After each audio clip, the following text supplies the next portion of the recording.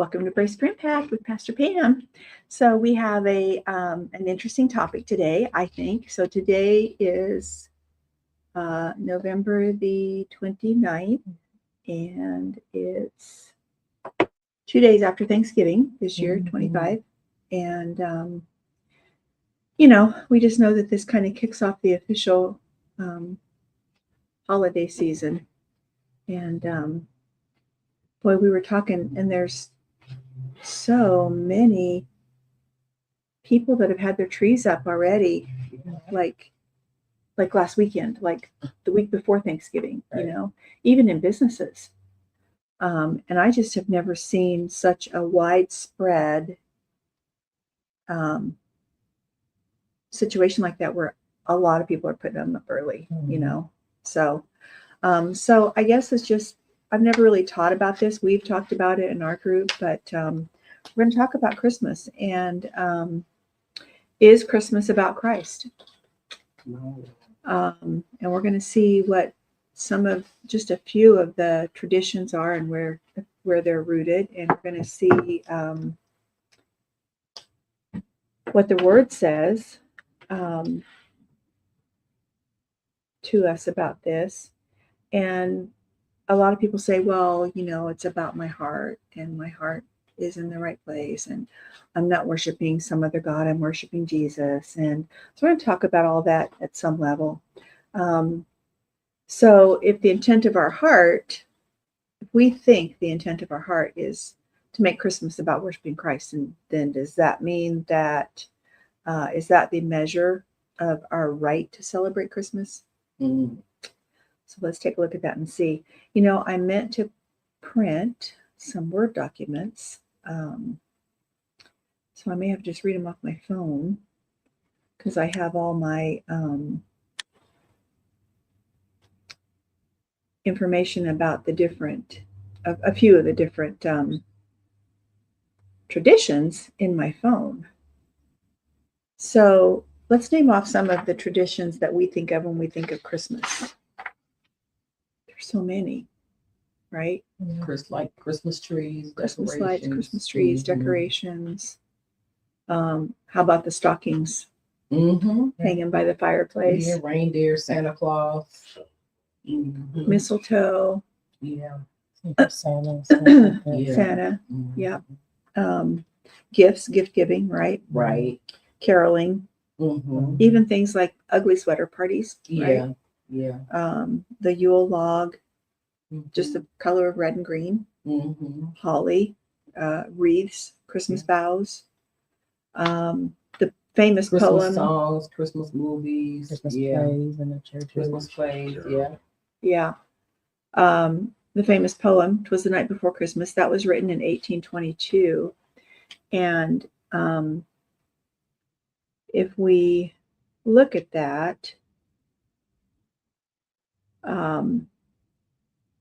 the stockings were hung by the chimney with care in hopes that St. Nicholas soon would be there. So what does that mean? Why did they hang the stockings on the chimneys? The fireplace chimneys. You don't? For them to be filled? Well, yeah, to be filled, but why would they hang them there? Well, the tradition is that Santa would land on your roof with his sleigh and his reindeer, and he would come down your chimney. Right. That's what the lie. Yeah, that's the lie that's out there. Yeah, so that's the lie. So let's look at, since you brought that up, let's look at Exodus 20, verse 3. You'll know what this is as soon as we get there. Verse 3? Yeah, but we're going to go through at least through 7. Okay.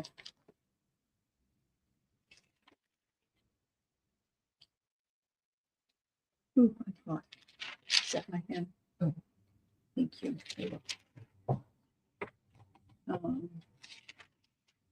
So these are the 10 Commandments, right? Mm-hmm. So if we start at 3, and we'll go down through 17. Okay. So Exodus 20, 3 through 17. It says, "Thou shalt have no other gods before me. Mm. Thou shalt not make unto thee any graven image or any likeness of anything that is in heaven above, or that is in the earth beneath, or that is in the water under the earth. Thou shalt not bow down thyself to them, nor serve them. For I, the Lord thy God, am a jealous God, visiting the iniquity of the fathers upon the children unto the third and fourth generation of them that hate me, and showing mercy unto thousands of them that love me and keep my commandments. Thou shalt not take the name of the Lord thy God in vain, for the Lord will not hold him guiltless that taketh his name in vain. Remember the Sabbath day to keep it holy. 6 days shalt thou labor and do all thy work, but the seventh day is the Sabbath of the Lord thy God. In it thou shalt not do any work, thou, nor thy son, nor thy daughter, thy manservant, nor thy maidservant, nor thy cattle, nor thy stranger that is within thy gates. For in 6 days the Lord made heaven and earth, the sea, and all that in them is, and rested the seventh day. Wherefore the Lord blessed the Sabbath day and hallowed it. Honor thy father and thy mother, that thy days may be long upon the land which the Lord thy God giveth thee. Thou shalt not kill, thou shalt not commit adultery, thou shalt not steal, thou shalt not bear false witness against thy neighbor, thou shalt not covet thy neighbor's house, thou shalt not covet thy neighbor's wife, nor his manservant, nor his maidservant, nor his ox, nor his ass, nor anything that is thy neighbor's." So, verse 16, thou shalt not bear false witness against thy neighbor. What does that mean? Telling a lie against your false witness. A lie is false Oh, witness. okay, yeah. Against who? Your neighbor. Who's your neighbor? It could be your child, your anybody. Around you, Yeah. Could it be, I mean, we certainly shouldn't lie about God, right? Oh, it could be God. Yeah. So I was listening to something on the way over here, and I have it right here. This statistic blew me away.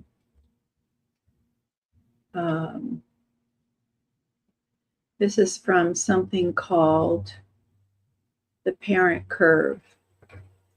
Research in the Journal of Cognition and Development in 2011 shows that 83% of 5-year-olds think Santa Claus is real. We found in more recent studies that number of 85% sounds about right, said some assistant professor. Children's belief in Santa starts when they're between 3 and 4. It's very strong when they're between 4 and 8. And at 8 years old, we start to see the drop off in belief. So, I mean, how wicked and evil can we be to teach our children about what we know is a lie? Mm-hmm. And out. Yeah.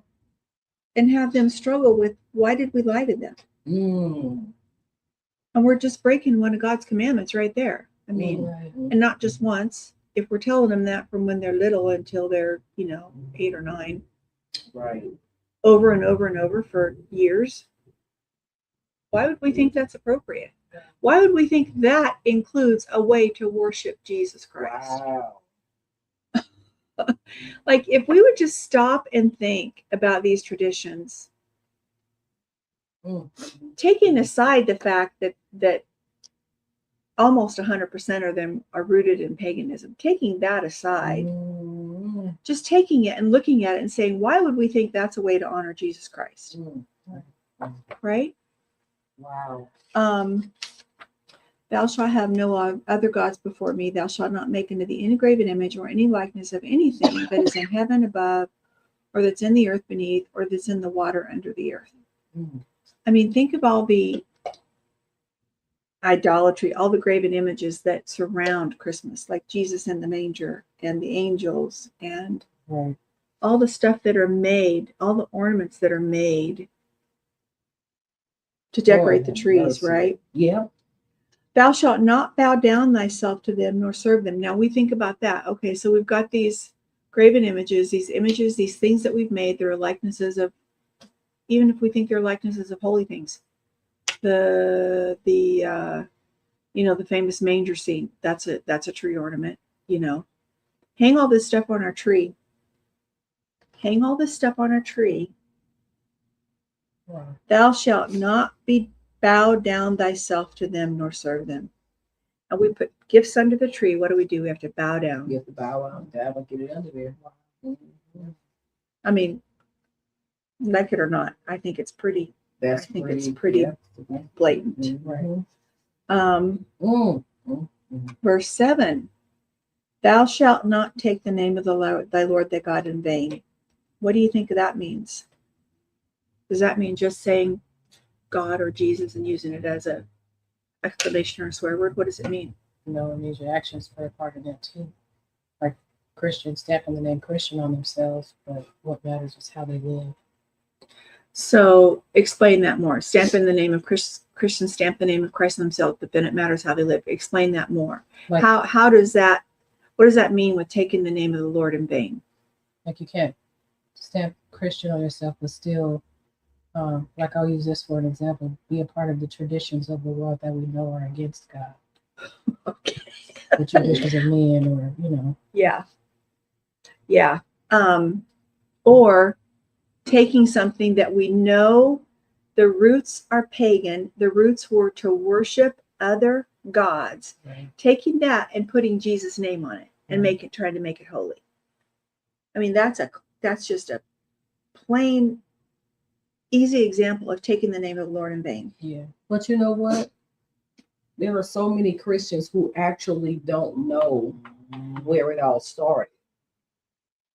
But if the topic is brought up, They don't want to know. There you go. Thank you. Right? They're like running from, like, well, like they throw their hands up, like, I don't even want to know, because I don't do it for that reason.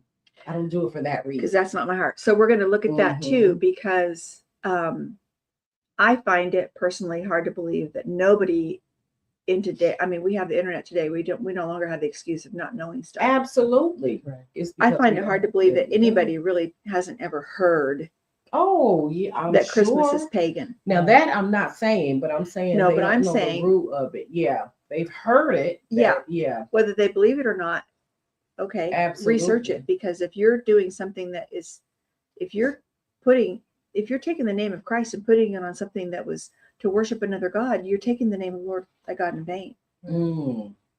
There's no other way to look at it, right? Right, because when I first heard that, I was at a school, and this guy just stopped me in the hallway, and I don't know, it had to be a God thing, but the direction he was going was more towards Jehovah's Witness. So I just just dismissed it and took off. Like, okay, well, I gotta go. I gotta get to class or something like that. Whatever excuse I had, So I just ignored it until it was brought up again. Because he didn't celebrate because of Jehovah's Witnesses' beliefs, not because it was biblical. Well, he said that it was paganism. He was the first one that ever. I said, what?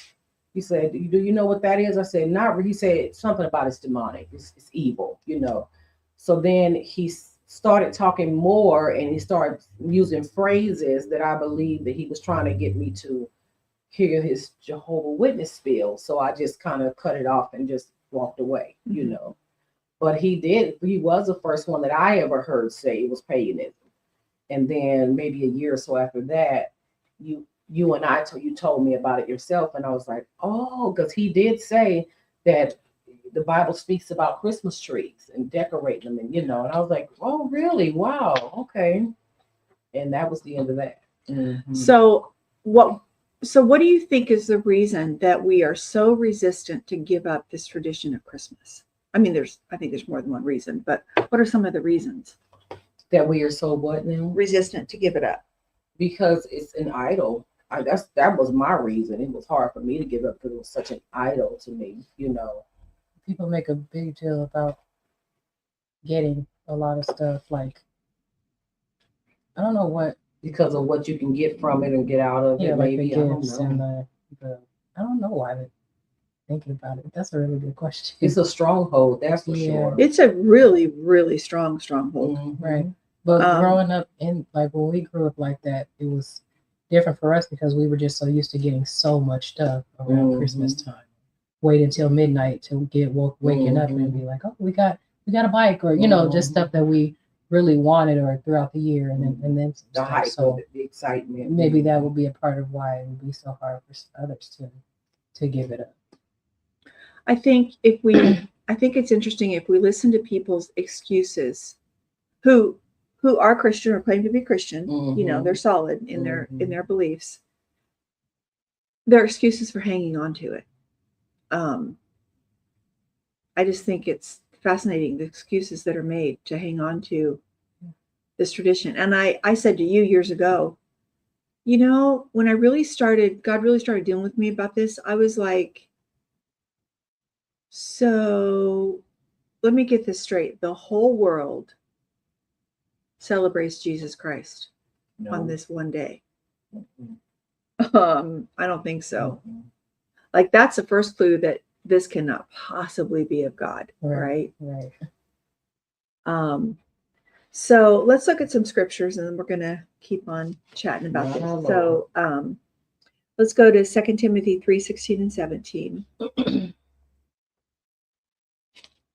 Got some precedents here that we always like to do for our 2 studies. Timothy 3:16, 17.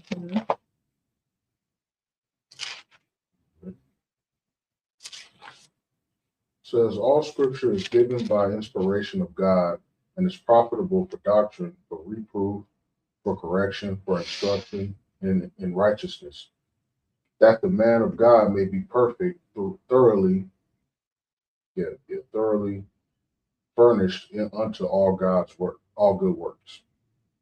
All scripture is given for doctrine, for reproof, for correction, for instruction in righteousness, that the man of God may be perfect, thoroughly furnished unto all good works. So should this not be where we go to find out,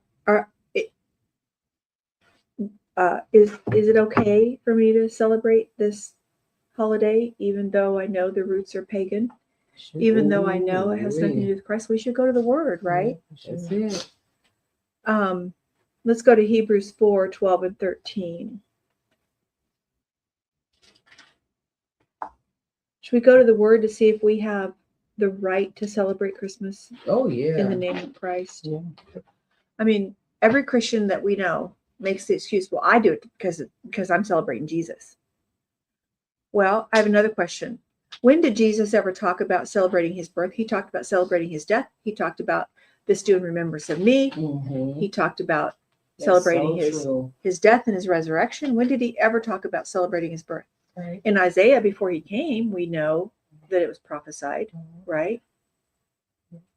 But I mean, all the excuses are just going to go out the window when we start applying the Word of God. If we apply it rightly, if we rightly divide it, if we really want to know, what does God say about this? And can we serve God? Can we serve God in pagan beliefs in his name? Can we truthfully worship him that way?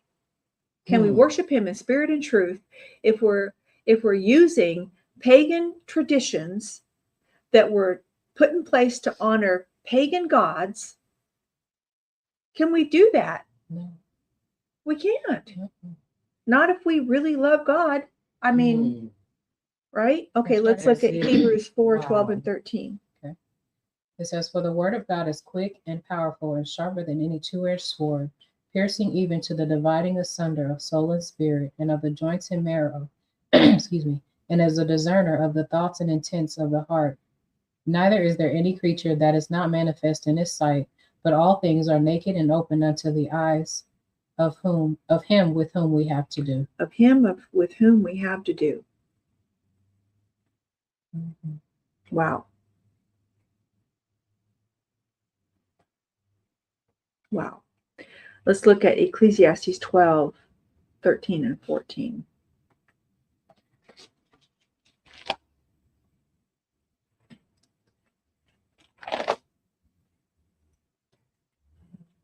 Ecclesiastes 12. 13 and 14. Says, let us hear the conclusion of the whole matter. Fear God and keep his commandments. For this is the whole duty of man. For God shall bring every work into judgment with every secret thing, whether it be good or whether it be evil. The partial duty of man, The whole duty. the most important duty of man. Whole duty.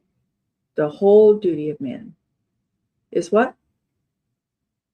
Fear God and keep his commandments. If we fear God, are we going to come before him and act like we're worshiping him in the name of some other God? Mm. In the tradition of some other God? Wow. Like, wow. All right, let's go to Matthew 7, 13 and 14. Because something you said made me want to touch on this just a minute ago. Read it. Mhm. It says, enter ye in at the straight gate, for wide is the gate, Mm. and narrow and broad is the way, that leadeth to destruction, and many there be which go in thereat. Because straight is the gate, and narrow is the way which leadeth unto life, and few there be that find it. Few be there that find it. So I was also listening to that video on the way over here, and he said that in 2019, there was some studies done. I don't know how they do these studies, but in America, 93% of the people said they would be celebrating Christmas in one fashion or another. Wow. In England, it was the same statistic. In Canada, it was like 92%. In a couple of other countries, it was like 78%. So we've got the whole world celebrating this holiday, and we think that this is the straight and narrow way. Right. We think this is pleasing to God somehow. Wow. Yeah, I mean, really. Mm. Mm. Let's look at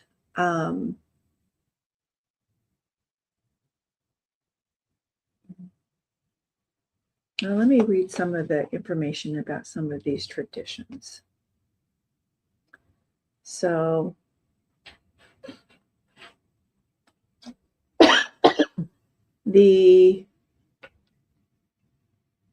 let's start with Saturnalia. So Saturnalia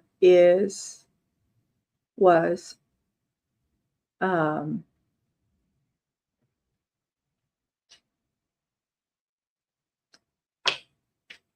a festival that Romans celebrated. Originally, now what they did was, so Saturn was the Roman god of farming and the harvest. It included a sacrifice of young pigs at a temple dedicated to Saturn, which were then eaten at a public feast the next day. There was a lot of other things that went on, but we're just going to leave it at that. Originally, it was held on one day, which was December the 17th. But over the centuries, sometime between 133 and 31 BC, what does BC mean? Before Christ. Before Christ, it was extended from the 17th to the 23rd of December. So it goes a week. This was before Christ. Mm. So it's celebrating a Roman god. It's celebrating a false god. And yet it is a lot of the basis for what many of the traditions of Christmas came out of. So they're celebrating this before Christ is even born. So how was Jesus the reason for the season? Exactly. Thank you. Good question. This was a public holiday. There was a joyous carnival-like atmosphere in the streets. People gave each other gifts and ate and drank a lot. Usually Romans followed very strict societal rules and everyone knew their place. But during some Saturnalia, these rules were set aside, and even slaves who had hard lives with little time off could relax and have fun. Masters invited their slaves to eat with them and even served their slaves themselves, unthinkable at any other time of the year. It was a midwinter festival, very popular. This article says, but probably not as important as Christmas is to many people today. I would agree with that. So that was like one part of society, right? Some ancient sources tell us information about things that happened during Saturnalia, but none of them describe the whole festival.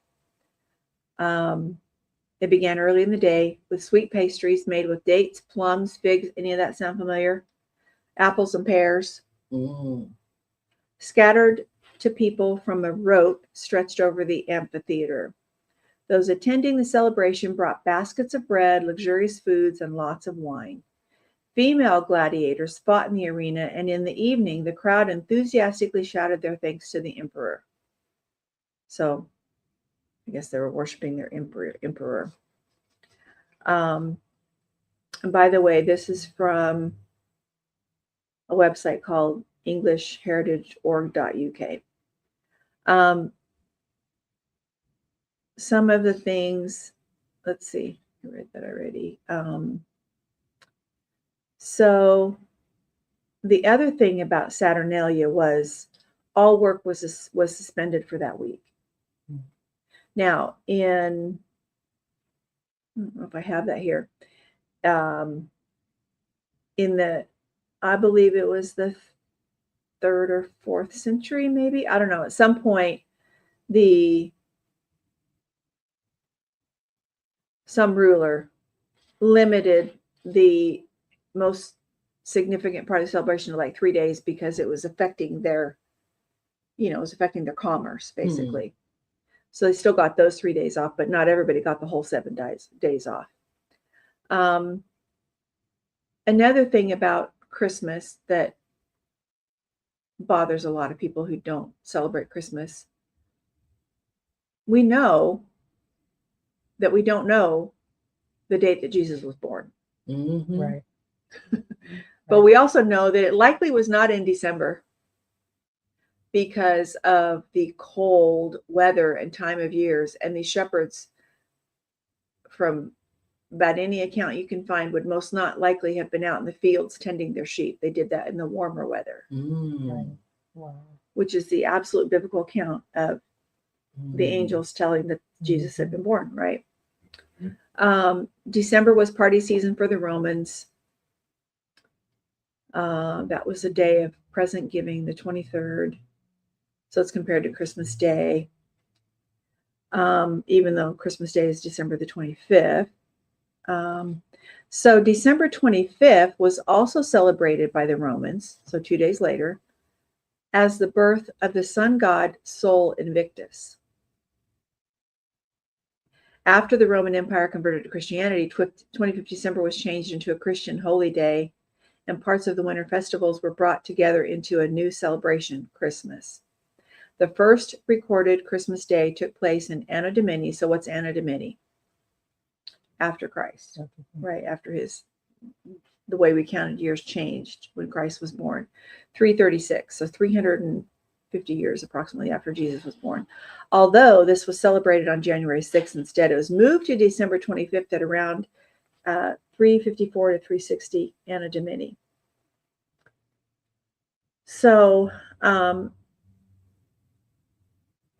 after the Roman Empire converted Christianity, 25th December was changed into a Christian holy day. What do we call this time from Thanksgiving through New Year's?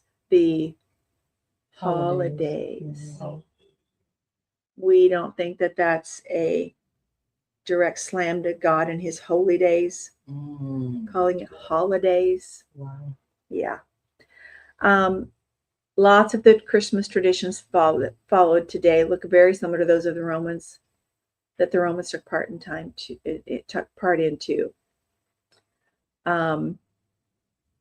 During the Saturnalia festival, wax tapers and torches were lit.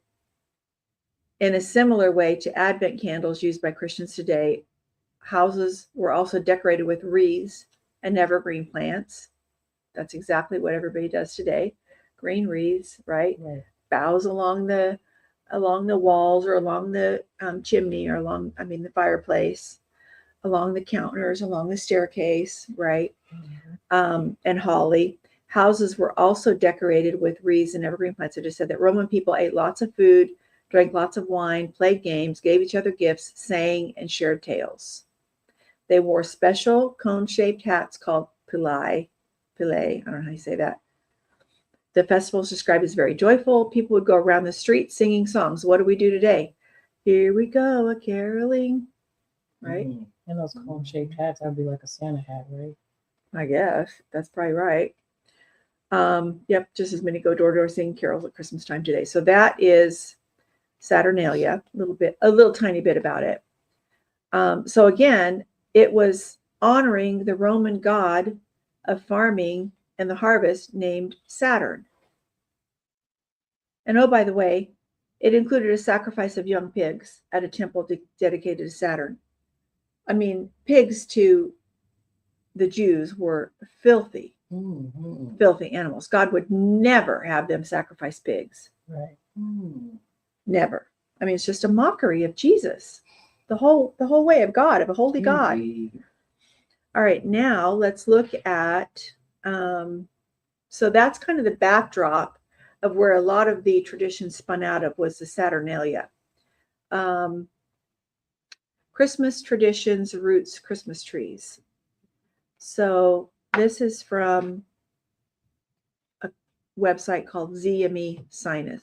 ZME Science. Long before Christianity appeared, people in the Northern Hemisphere used evergreen plants to decorate their homes, particularly the doors, to celebrate the winter solstice. So the winter solstice was also during the time of Saturnalia. On December 21st or 22nd, the day is the shortest and the night's the longest. Traditionally, this time of year is seen as the return in strength of the sun god, who'd been weakened during winter, and the evergreen plants served as a reminder that the god would glow again and summer was to be expected. The solstice was celebrated by the Egyptians, who filled their homes with green palm rushes in honor of the god Ra, R-A, who had the head of a hawk and wore the sun as a crown. So we've all seen pictures of that. In Northern Europe, the Celts decorated their Druid temples with evergreen boughs, which signified everlasting life. Further up north, the Vikings thought evergreens were the plants of Balder, the god of light and peace. What business do we have putting any of this in our homes and claiming it's about Christ? Right. The ancient Romans marked the winter solstice with a feast called Saturnalia, thrown in honor of Saturn, the god of agriculture, and like the Celts, decorated their homes and temples with evergreen boughs. It's worth mentioning at this point that Saturnalia was the most important celebration in Roman life. It was a week-long rowdy celebration held from the 17th of December. It was so wordy that at some point no one could be prosecuted for injuring or killing people, raping, theft. I think that meant worldly. It was so worldly. Anything usually against the law. But although a lot of people blew off steam by taking advantage of the lawlessness, Saturnalia could also be a time for kindness. During Saturnalia, many Romans practiced merrymaking and the exchange of presents, another practice you may find familiar. In the early days of Christianity, the birth of Jesus was set on the last day of Saturnalia by the first Christian Romans in power to approach pagans, even though some scholars assert Jesus was born 9 months later or a few years earlier, but that's not the point. It was a clever political ploy, some say, which in time transformed Saturnalia from a frat party marathon into a meek celebration of the birth of Christ. Let's look real quick at Job 14:4. And we're going to remember this throughout this talk about Christmas. It says, who can bring a clean thing out of an unclean? Not one. Not one. So we can't take Saturnalia's frat party marathon and make it a meek celebration of the birth of Christ. Will you also pop up that picture? Mm-hmm.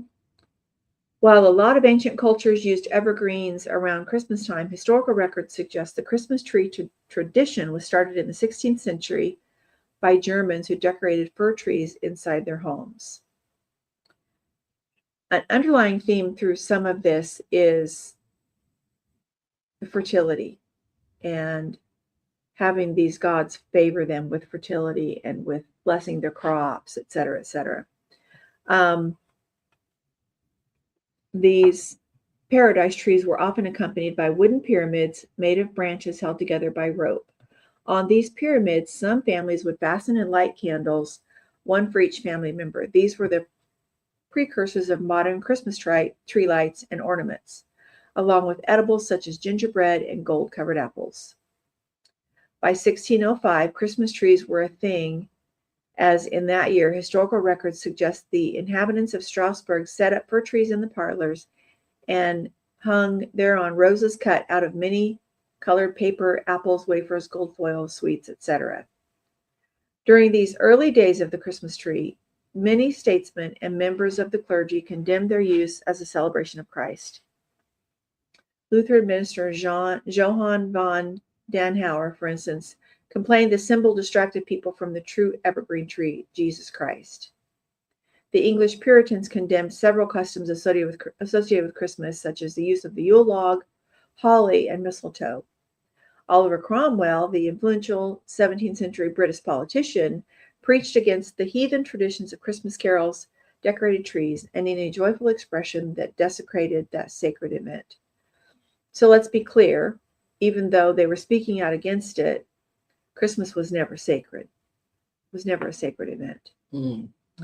President Franklin Pierce, 1804 to 1869, arranged to have the first Christmas tree in the White House during the mid-1850s.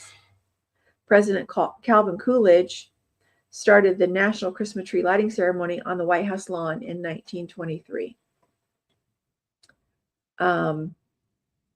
In the U.S. alone, 35 million Christmas trees are sold annually, joined by 10 million artificial trees. And annually, 300 million Christmas trees are grown in farms around the world to sustain a $2 billion industry. But because these are often not enough, many firs are cut down from forests. Now, this is a little paragraph from MuslimAcademy.org. Christmas trees. Besides feasting, drinking, and exchanging gifts during Saturnalia, Romans also hung small metal ornaments on trees outside their homes. Each of these little ornaments represented a god, either Saturn or the family's personal patron saint.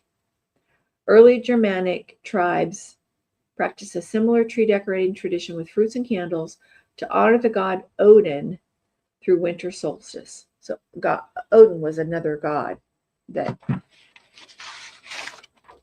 is to do with December 25th. So pagan gods born on December 25th.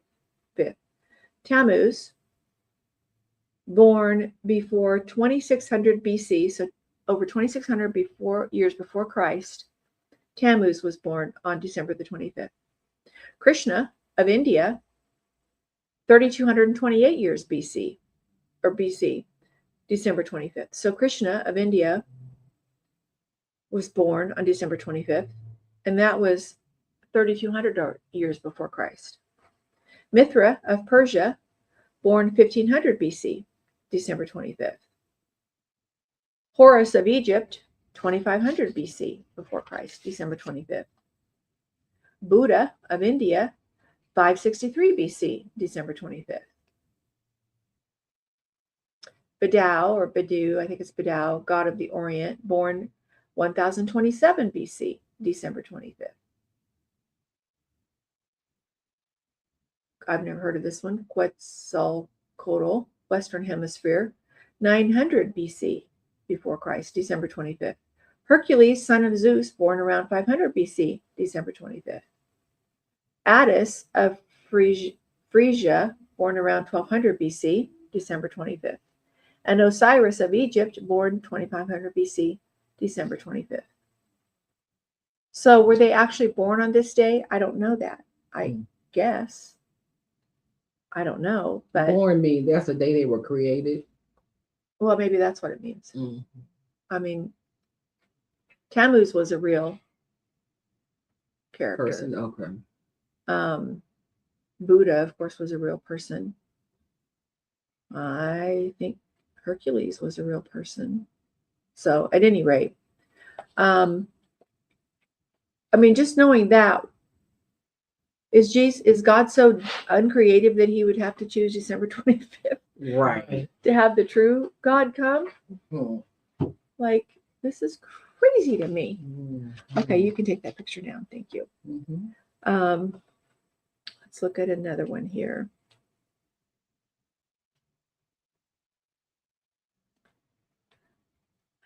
Christmas traditions of Santa and stockings.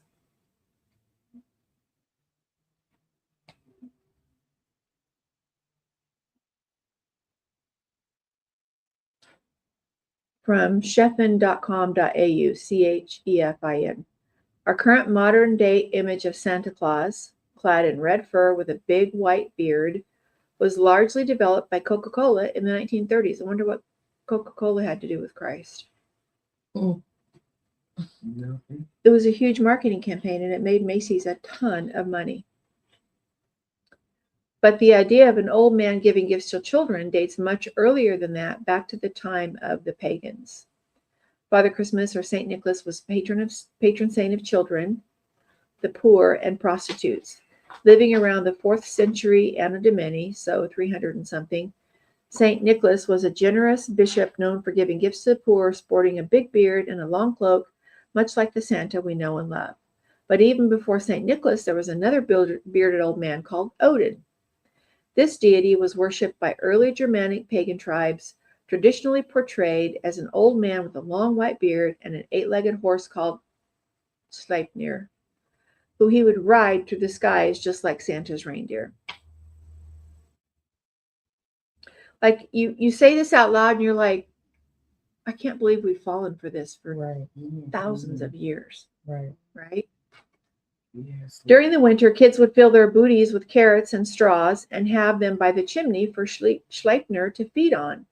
Odin would fly by and reward the children with little presents in their booties, much like we do with Christmas stockings today.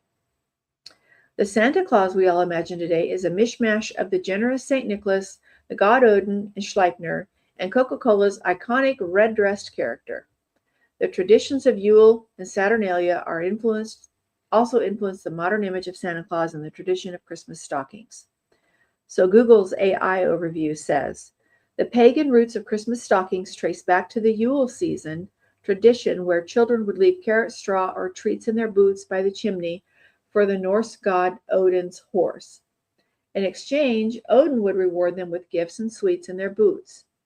This custom later merged with Christian celebrations and legends of St. Nicholas, leading to the modern day practice of hanging stockings for gifts.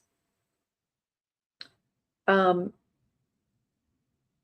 mean, we know that it's a tradition to leave cookies and milk for Santa and his reindeer, right?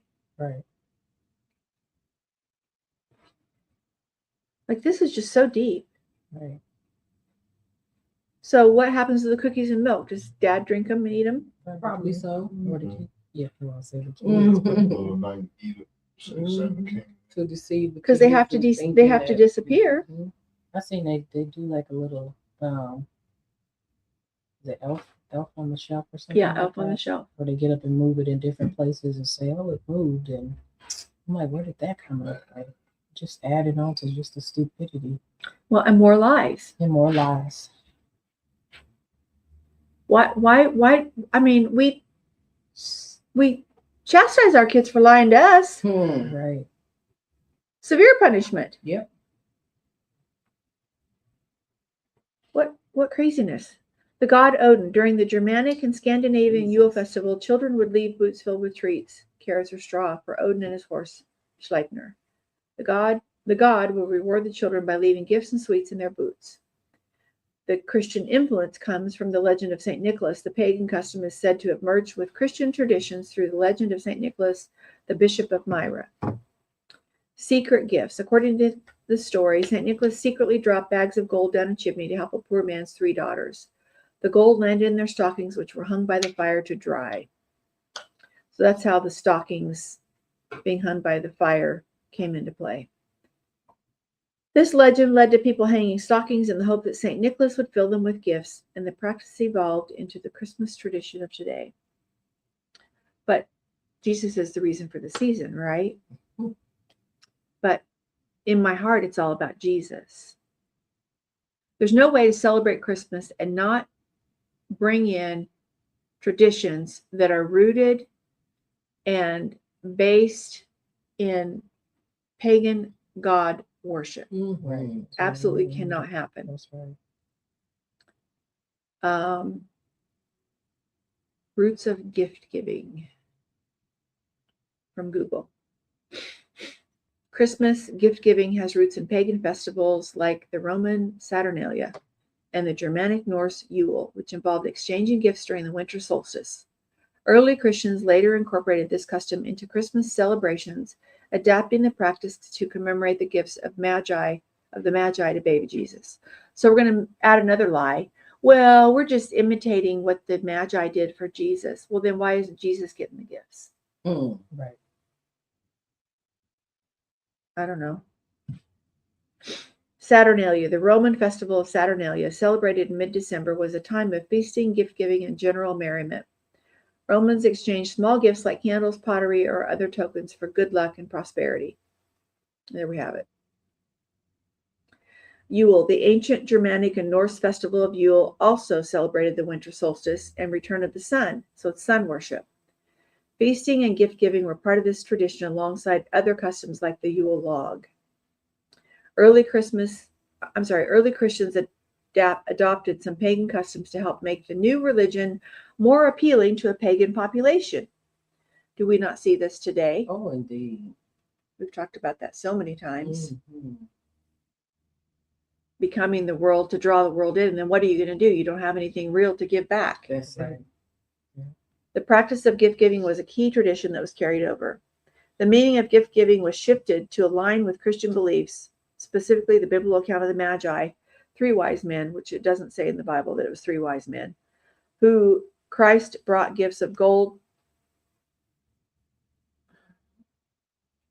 who brought gifts to Christ is what it should say, of gold, frankincense, and myrrh to the newborn Jesus.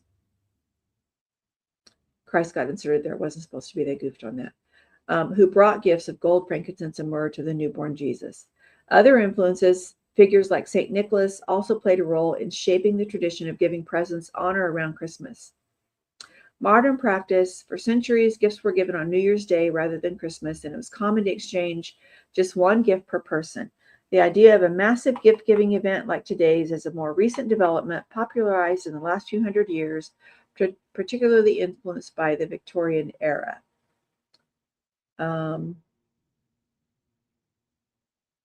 Okay, so we've read all that. Oh, Emperor August limited the official holiday to 3 days for business reasons, but private celebrations often continued for the full 7 days. So it doesn't say when he did that in this article. I don't understand how we ever got to this point. Mistletoe.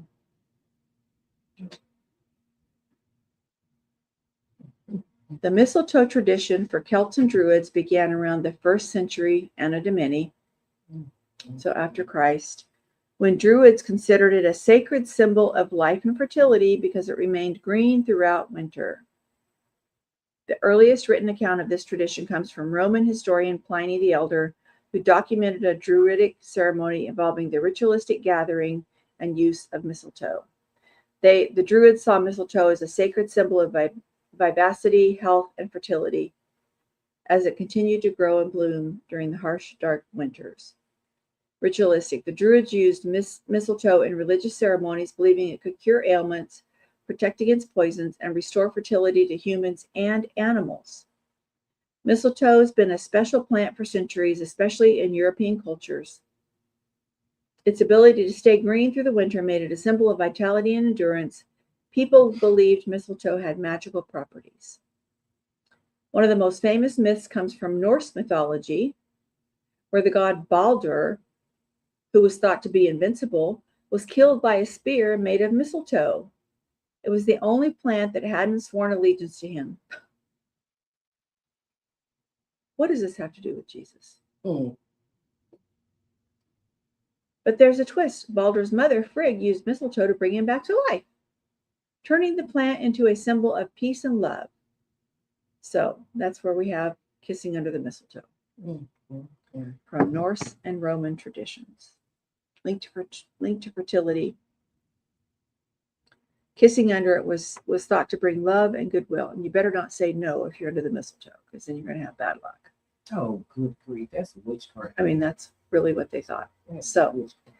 let's see what the word says about this. Now, obviously, those traditions aren't going to specifically be in the word. Mostly, some of them will be, but we're going to see what God has to say about this. All right, now let's look at Proverbs 8:12-14.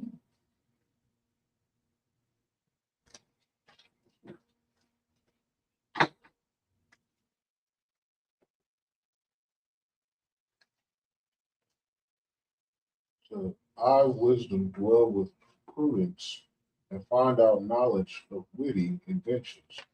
The fear of the Lord is to hate evil, pride and arrogance, and the evil way, and the forward mouth do I hate. Counsel is mine, and sound wisdom. I am understanding, I have strength.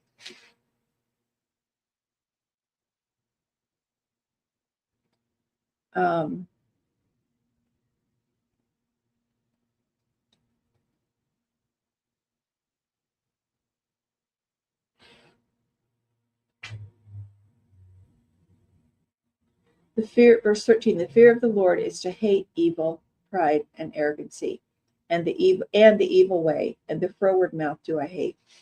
So if we fear the Lord, we should hate evil. And is worshiping other gods evil? Yes, it is. Is it celebrating their worship evil? Mm-hmm. Is celebrating it in the name of Jesus evil? Absolutely. Like, how much more evil can we get? Right, that is taking the Lord's name in vain. That is taking the Lord's name in vain. Let's look at Exodus 34:12-16. You said 34 or Exodus 34:12-16.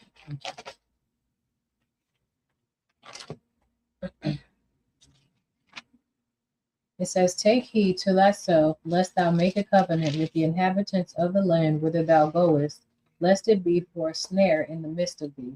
But ye shall destroy their altars, break their images, and cut down their groves. For thou shalt worship no other God, for the Lord, whose name is jealous, is a jealous God. Lest thou make a covenant with the inhabitants of the land, and they go a whoring after their gods, and do sacrifice unto their gods, and one call thee, and thou eat of his sacrifice. And thou take of their daughters unto thy sons, and their daughters go a whoring after their gods, and make thy sons go a whoring after their gods. So take heed to yourself, lest you make a covenant with the inhabitants of the land. When we compromise and we start celebrating Christmas because that's the thing to do, are we not making covenants with the inhabitants of the land? Yeah, that's right. My Lord. But instead, we should destroy their altars. We should break their images. We should cut down their groves. Mm-hmm. For we should not worship any other God. For the Lord, whose name is jealous, is a jealous God. Like, we don't think that God's angry about this. I think he is. Lest thou make a covenant with the inhabitants of the land, and they go whoring after their gods, and do sacrifice unto their gods. And one call thee, and thou eat of his sacrifice.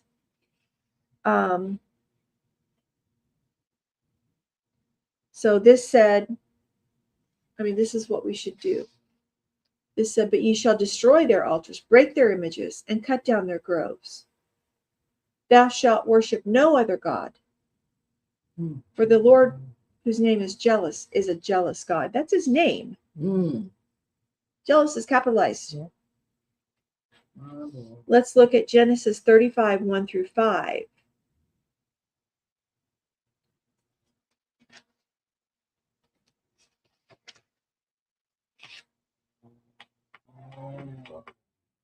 Mm-hmm. And God said unto Jacob, Arise, go up to Bethel, and dwell there, and make there an altar unto God that appeared unto thee when thou fleddest from the face of Esau thy brother. Then Jacob said unto his household, to all that were with him, Put away the strange gods that are among you, and be clean, and change your garments, and let us arise and go up to Bethel, and I will make there an altar unto God, who answered me in the day of my distress, and was with me in the way which I went. And they gave unto Jacob all their strange gods which were in their hand, and all their earrings which were in their ears, and Jacob hid them under the oak which was by Shechem. And they journeyed, and the terror of God was upon the cities that were round about them, and they did not pursue after the sons of Jacob. Wow. So Jacob said to his household and all that were with him, Put away the strange gods that are among you, and be clean, and change your garments. And let us arise and go up to Bethel, and I will make there an altar unto God, who answered me in the day of my distress, and was with me in the way which I went. And they gave unto Jacob all the strange gods which were in their hand, and all their earrings which were in their ears, and Jacob hid them under the oak which was by Shechem. And then the fear of God was upon all the cities around about them, and they didn't pursue after the sons of Jacob. Wow. I mean, it's clear that we should be asking, encouraging people to give up their false gods, give up your pagan worship. Yes, Lord. Instead of putting trees in the sanctuary and doing Christmas cantatas and Christmas plays and singing Christmas songs, and it's completely opposite of what God would command. Right. Is it Lord not? Jesus. Right. It sure is. Completely opposite. Okay, let's look at Isaiah 55, 8 and 9.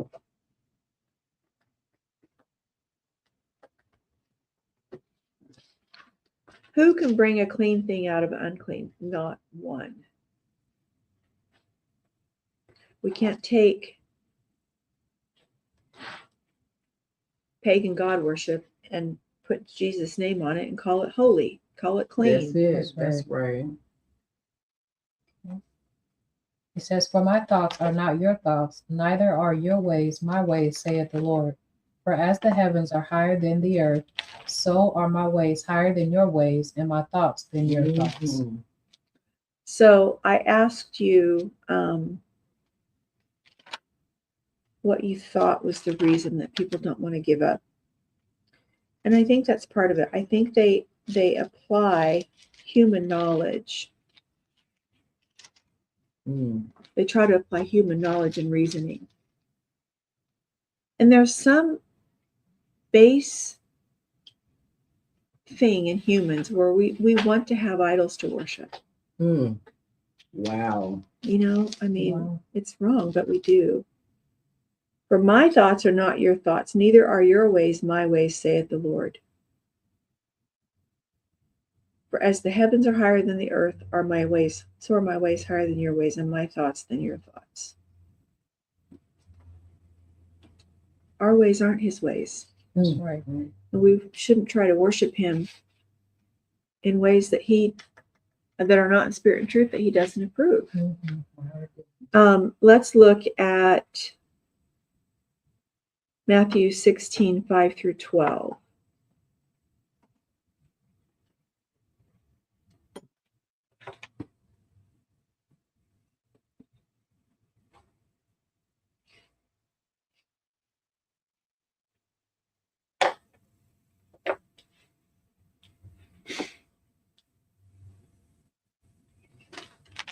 Matthew 16, 5 through 12. It says, and when his disciples were come to the other side, they had forgotten to take bread. Then Jesus said unto them, Take heed and beware of the leaven of the Pharisees and of the Sadducees. And they reasoned among themselves, saying, It is because we have taken no bread. Which when Jesus perceived, he said unto them, O ye of little faith, why reason ye among yourselves? Because ye have brought no bread? Do ye not yet understand? Neither remember the 5 loaves of the 5,000, and how many baskets ye took up? Neither the 7 loaves of the 4,000, and how many baskets ye took up? How is it that ye do not understand that I spake it not to you concerning bread, that ye should beware of the leaven of the Pharisees and of the Sadducees? Then understood they how that he bade them not beware of the leaven of the bread, but the doctrine of the Pharisees and of the Sadducees. So he was telling his disciples, beware of the doctrine of the Sadducees and the Pharisees. Mm. So we should beware of the doctrine that says Christmas is about Christ. Right. I mean, we should really beware of people who say that. Amen. I'm sorry, but especially pastors and leaders. Mm-hmm. Right. I'm sorry. It's way too late in the game Mm-hmm. to not study this out and figure it out. Beware Lord of the Jesus. leaven, because a little leaven does what? Leavens the whole lump. Mm-hmm. So it's like Jabrea gave me this tea, but she put a few drops of poison in it. Can I drink this tea and not get poisoned? Mm-hmm. No, it's going to poison the whole thing. Yeah, Right. absolutely.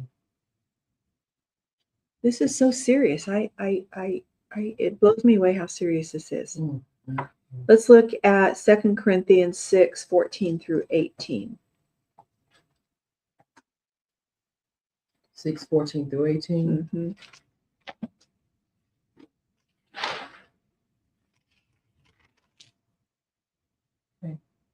It says, Be ye not unequally yoked together with unbelievers. For what fellowship hath righteousness with unrighteousness? And what communion hath light with darkness? And what concord hath Christ with Belial? Or Belial. Belial, thank you.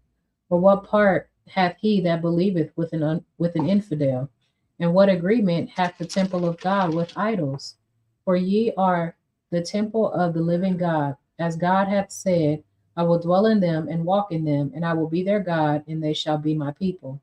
Wherefore, come out from among them, and be ye separate, saith the Lord, and touch not the unclean thing, and I will receive you, and will be a father unto you, and ye shall be my sons and daughters, saith the Lord Almighty.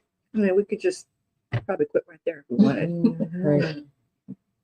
Don't be unequally yoked together with unbelievers. Are people who worship pagan gods unbelievers? Yes. Yes. Are there traditions of unbelievers? Yeah. Do we have any business adopting those? None. God, Jesus, they were so clear about it all the way through the Bible. Right. None. We can't take an unclean thing and make it clean. That's right. Not one, the Bible says. What concord? Read verse 15 in another translation for me. And what concord hath Christ with Belial? Or what part hath he that believeth with an infidel? Corinthians 6. Oh, you said 15? Mhm. 3 in Standard Bible reads, What harmony is there between Christ and Belial, or Belial, whatever he said? And what does a believer have in common with an unbeliever? A lot of, or English Standard Version reads, What accord has Christ with Belial? Belial. And what portion does a believer share with an unbeliever? So besides concord and accord, what's another word for that? Harmony or harmony. A lot of them say harmony or Or unity, maybe. agreement. Agreement. So, can we bring? It doesn't matter if we know where the tradition is from or not. We know it's not from the Bible. Mm, We know that these traditions are not from the Bible. right.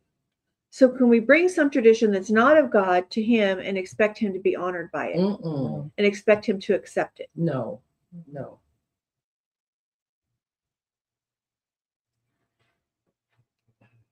Where did my go?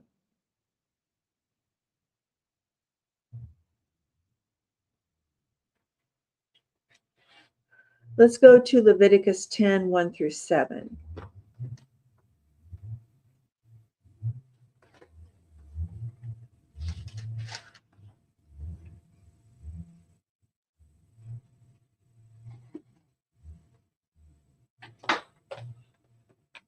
As in Nadab and Abihu, the sons of Aaron, took either of them his censer and put fire therein and put incense thereon and offered strange fire before the Lord, which he commanded them not.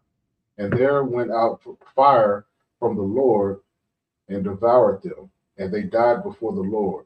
Then Moses said unto Aaron, This is it that the Lord spake, saying, I will be sanctified in them that come nigh me, and before all the people I will be glorified. And Aaron held his peace, and Moses called Michelle, is that how you pronounce it? Michael, probably. Mishael. Mishael. Mishael, and Elzaphan, the sons of Uziel, the uncle of Aaron, and said unto them, Come near, carry your brethren from before the sanctuary out of the camp. So they went near and carried them in their coats out of the camp, and as Moses had said. And Moses said unto Aaron and unto Eleazar and unto Ithamar his sons, Uncover not your heads, neither rend your clothes, lest ye die, and lest wrath come upon all the people. But let your brethren, the whole house of Israel, bewail the burning which the Lord hath kindled. And ye shall not go out from the door of the tabernacle of the congregation, lest ye die. For the anointing oil of the Lord is upon you. And they did according to the word of Moses. So Nadab and Abihu, the sons of Aaron, took strange fire before the Lord that He commanded them not. And what did God do with that? He devoured them. Oh yeah. There went out fire from the Lord and devoured them, and they died before the Lord. How much more do we think God has reason to just wipe us out for trying to bring abominations before Him as if they're worship? But this is just jaw-dropping to me. Absolutely jaw-dropping. Let's look at Genesis 4. I don't know where I wrote that. I thought I wrote that down. But I want just a few verses here.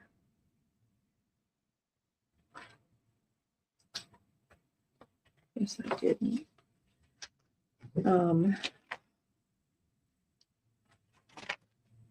Just think about Mhm.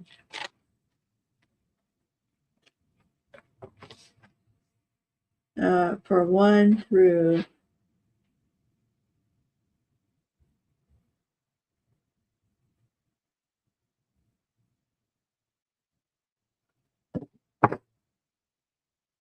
we can do 1 through 8 is fine. Okay.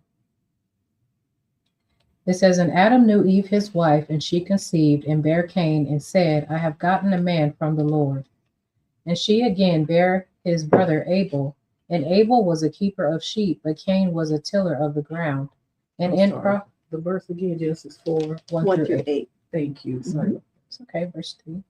And in process of time, it came to pass that Cain brought of the fruit of the ground an offering unto the Lord.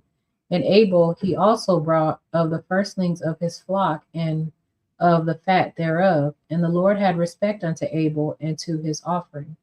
But unto Cain and to his offering he had not respect. And Cain was very wroth, and his countenance fell.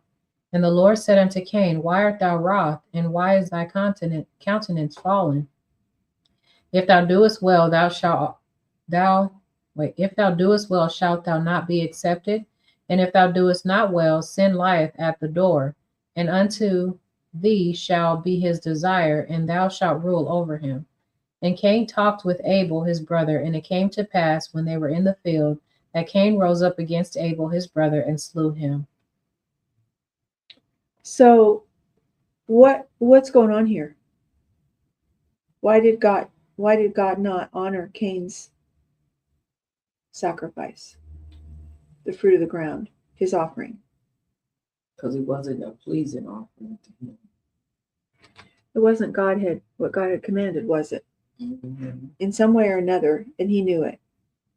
So how are we going to bring all these traditions from born out of worship of pagan gods and bring them as if they're holy and acceptable to God? My goodness. When we know they can't be. We have to know that. That's right. They cannot be. Mm-hmm. Jesus is not the reason for the season. That's it. Right. Odin and all the other fake gods, and those are all the reasons for the seasons, not Jesus. That's it. Let's look at back in the New Testament, 1 Corinthians 10:21.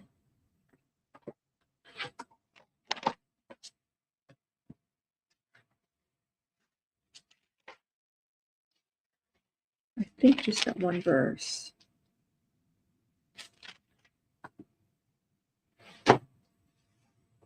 Maybe 20 to 22. 20 to 22 is fine. So 1 Corinthians 10:20 to 22. Okay, 22. Mm-hmm. Says, but I say that the things which the Gentiles sacrifice, they sacrifice to devils and not to God. And I would not that ye should have fellowship with devils. Ye cannot drink the cup of the Lord and the cup of devils. Ye cannot be partakers of the Lord's table and of the table of devils. Do we provoke the Lord to jealousy? Are we stronger than he? Is that not exactly what we've been saying from the very beginning? The things which the Gentiles sacrifice, they sacrifice to devils and not to God. And I would not that ye should have fellowship with devils. Is that clear?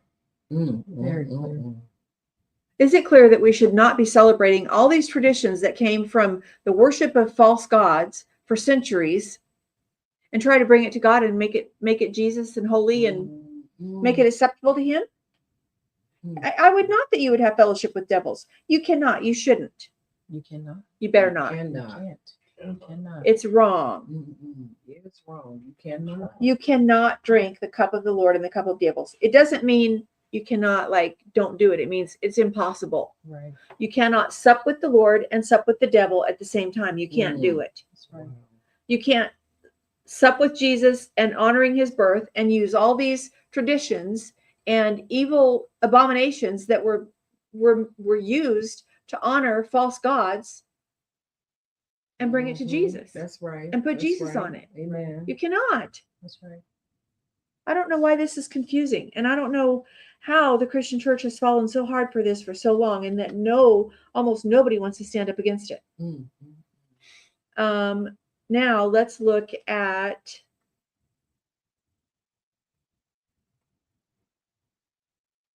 I'm going to save this one. Let's look at let's look at Deuteronomy 12.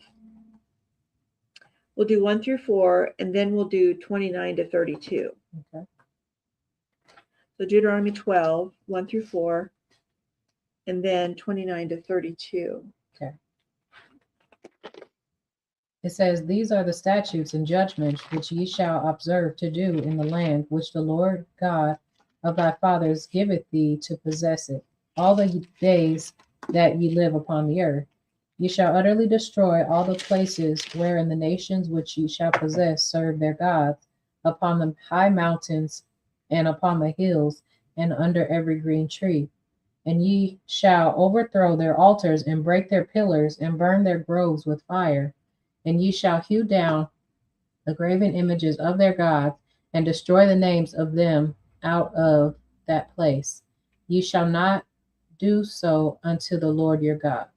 So you don't go in and adopt the ways of the pagans and do that unto God. Right. Instead, you should utterly destroy them. Mm. That's right. So this was when God was telling him he was going to clear the place for them to go in and inhabit it, right? Mhm. You shall overthrow their altars and break their pillars and burn their groves with fire. And you shall hew down the graven images of their gods and destroy the names of them out of that place. Don't take them and make them, adapt them to Christianity and make them about worshiping Jesus. No. Right. What's wrong with us? I mean, Jacob did it, right? He said, put away your strange gods. Somewhere else we read one of the other ones did too, and I think it was in Exodus. And we're not supposed to make covenants with false gods, Right. with other gods. Now let's go drop down to 29 to 32. Okay. Deuteronomy 12, 29 to 32.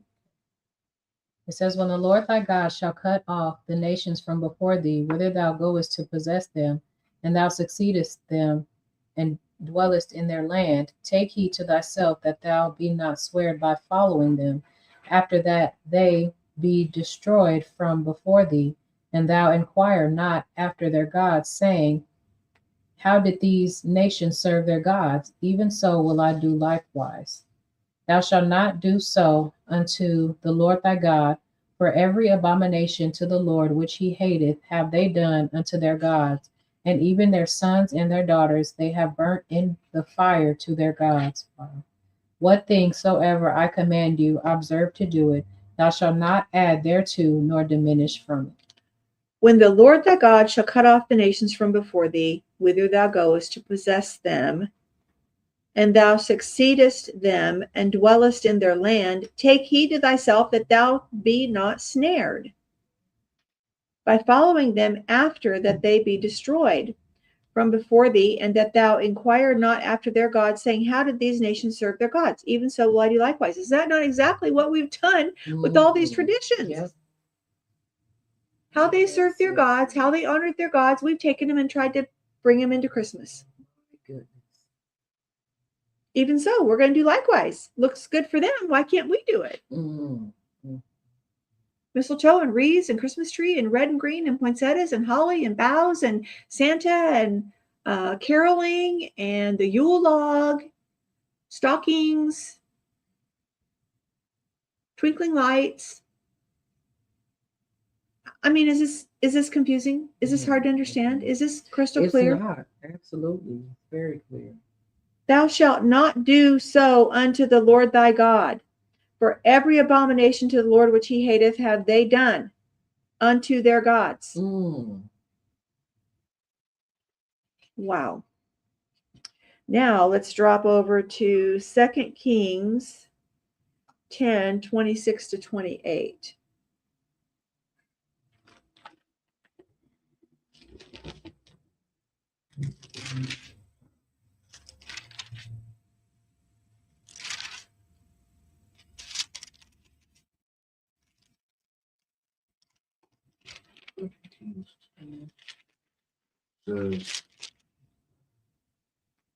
Says, and they brought forth the images out of the house of Baal and burned them. And they break down the image of Baal, and they break down the house of Baal, and made it a draught house unto this day. Thus Jehu destroyed Baal out of Israel. So Jehu was saying, we're not having this false idol worship. Mm. We're not adopting that. We're not taking it and trying to worship our God in the way that they worship their God. No, they destroyed him. He destroyed Baal out of Israel. That's what Jehu did. Instead of trying to adopt it and let's take the good. Let's take what we think is the good and the favorable, like Saul did, right? Mm-hmm. And let's bring that to God. No, he destroyed it. No, there ain't nothing good we can take from that. Nothing. No, we're going to That's destroy it. it. We're not going to honor God in the way they honor their gods. Mm-hmm. Mm-hmm. Let's look at 2 Kings 23. I have 1 through 37, which I think is probably the whole chapter.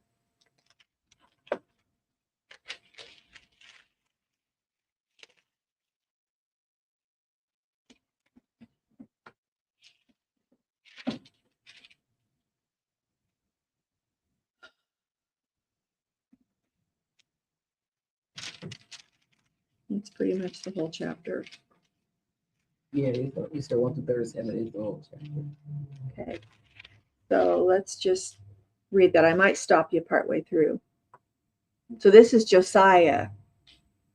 Mine's called Josiah's 2 Kings Reform. 23, 1 through 37.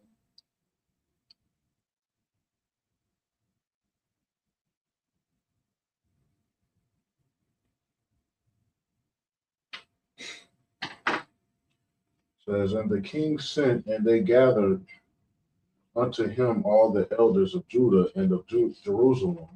And the king went up into the house of the Lord, and all the men of Judah and all the inhabitants of Jerusalem with him, and the priests and the prophets, and all the people, both small and great.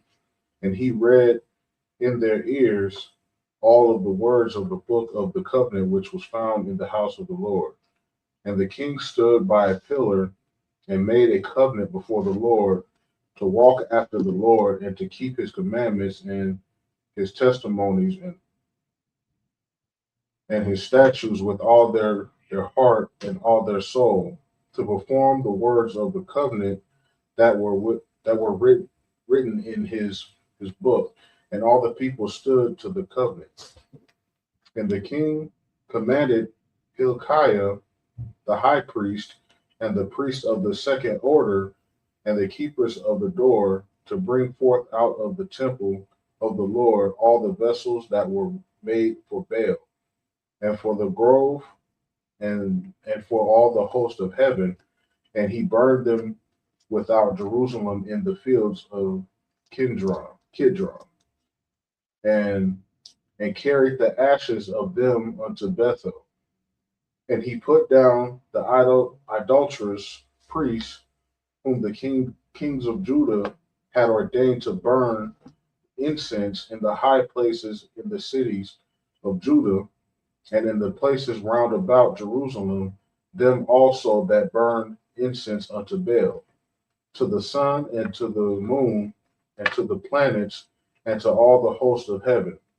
And he brought out the grove from the house of the Lord without Jerusalem unto the brook of Kidron, and burned it at the brook Kidron, and stamped it small to powder.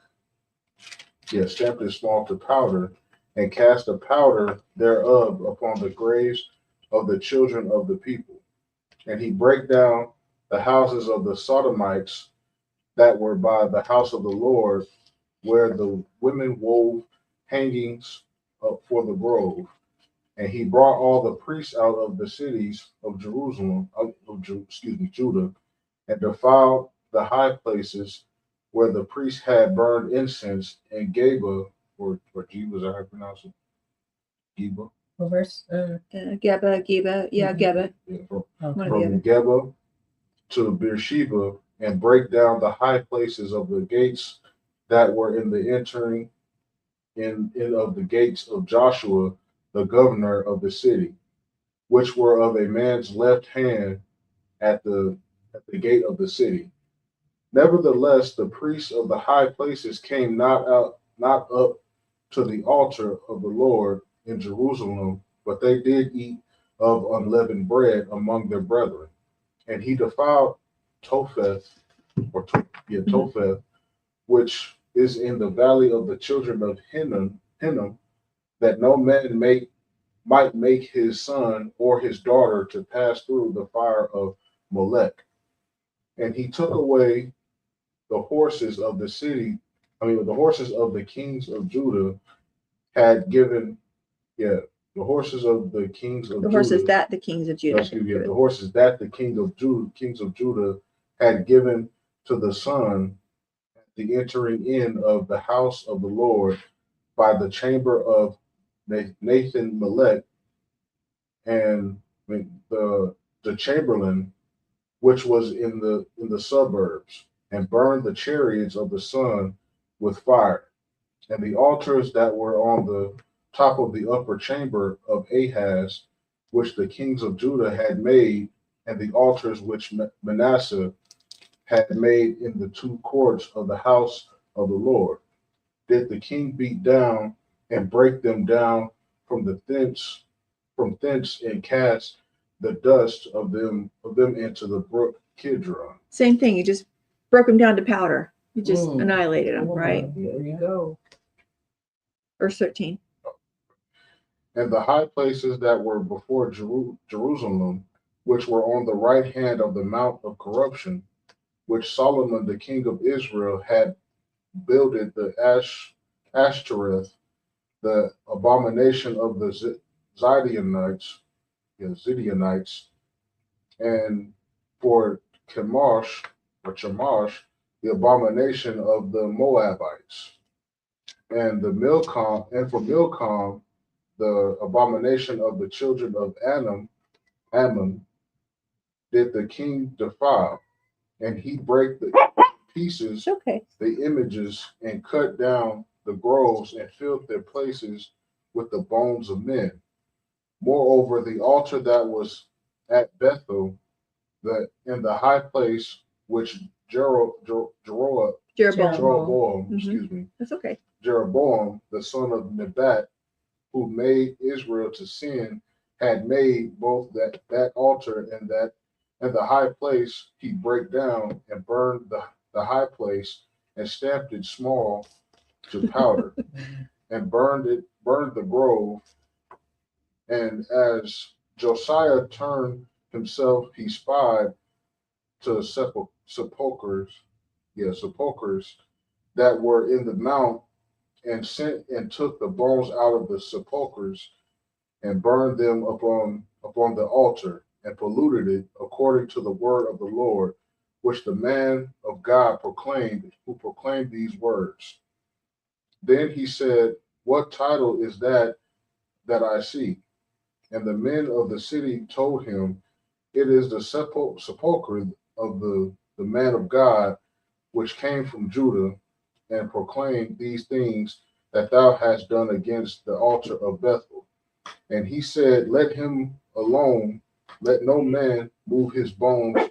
So they let his bones alone with the bones of the prophet that came out of Samaria, and all the houses also of the high places that were in the cities of Samaria, which the kings of Israel had made to provoke the Lord to anger. Josiah took away and did to them according to all the acts that he had done in Bethel. And he slew all the priests of the high places that were there upon the altars, and burned men's bones upon them, and returned to Jerusalem. Oh. And the king commanded all the people, saying, "Keep the Passover unto the Lord your God, as it is written in the book of this covenant. Surely there was not holden such a Passover from the days of the judges that judged Israel, nor in all the days of the kings of Israel, nor in the kings of Judah, but in the 18th year of King Josiah, wherein this Passover was holden to the Lord in Jerusalem. Moreover, the workers with familiar spirits, and the wizards, and the images of the idols, and all the abominations that were spied in the land of Judah and in Jerusalem did Josiah put away, and he might perform the words of the law that were written in the book of Hilkiah, and the priest found in the house of the Lord.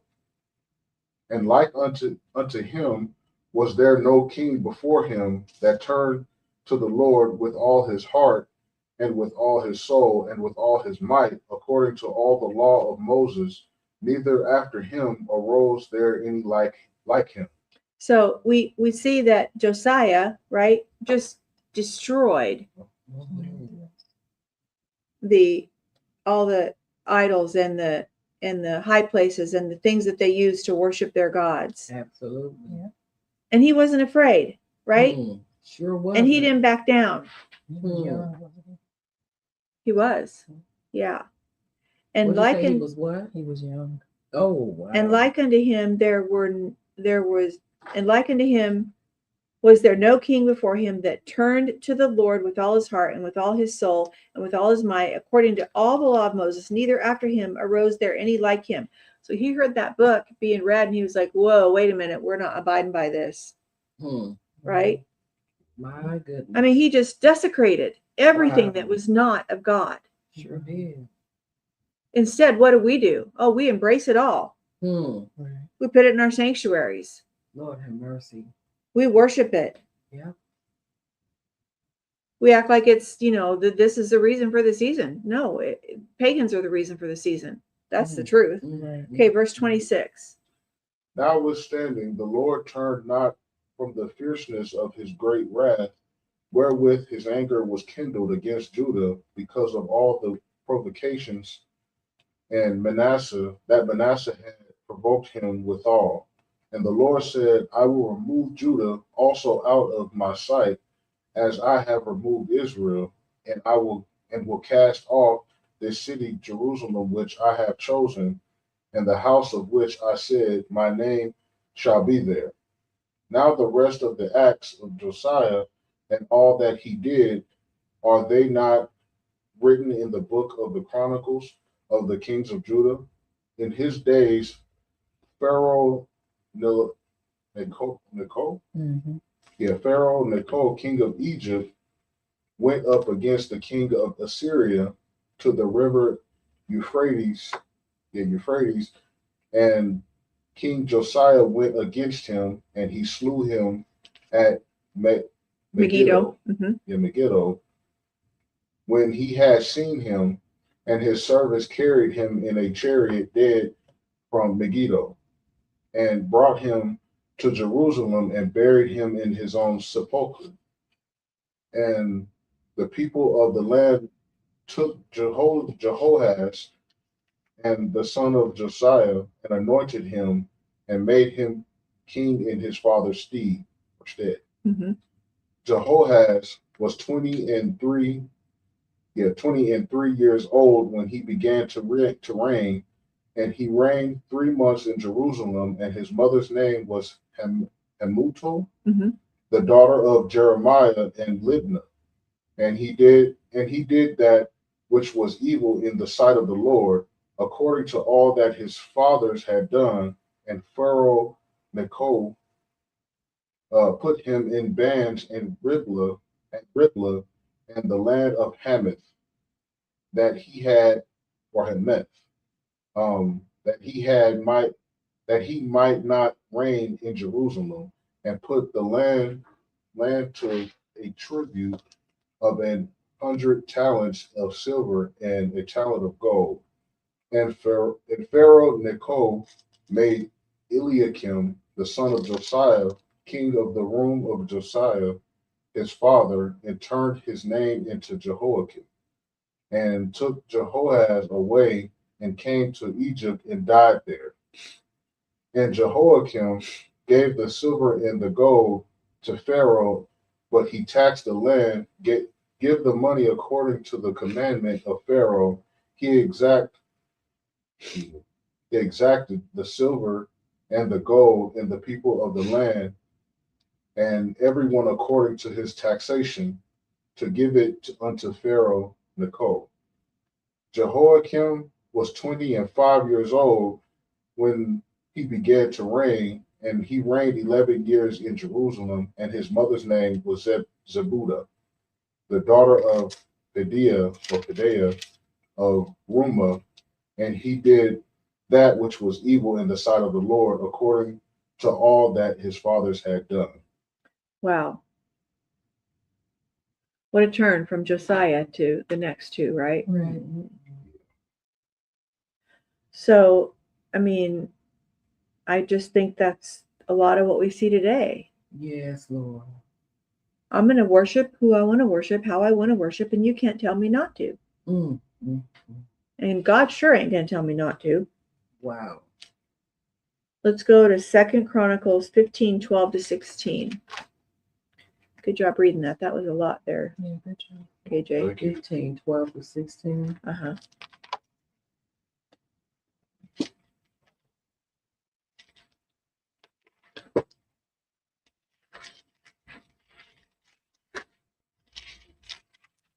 All right. It says, and they entered into a covenant to seek the Lord God of their fathers with all their heart and with all their soul, that whosoever would not seek the Lord God of Israel should be put to death, whether small or great, whether man or woman. And they swear unto the Lord with a loud voice, with shouting, and with trumpets, and with cornets. And all Judah rejoiced at the oath, for they had sworn with all their heart, and sought him with their whole desire, and he was found of them. And the Lord gave them rest round about. And also concerning Maachah, the mother of Asa the king, he removed her from being queen, because she had made an idol in the grove. And Asa cut down her idol, and stamped it, and burnt it at the brook Kidron. Well, there you go. So Asa, well, go ahead and read through 18. Okay. Or you want to do 18? But the high places were not taken away out of Israel. Nevertheless, the heart of Asa was perfect all his days. And he brought into the house of God the things that his father had dedicated, and that he himself had dedicated, silver and gold and vessels. Verse 19. Yeah, sorry. It's okay. And there was no more war until the 35th year of the reign of Asa. Wow. So Asa destroyed the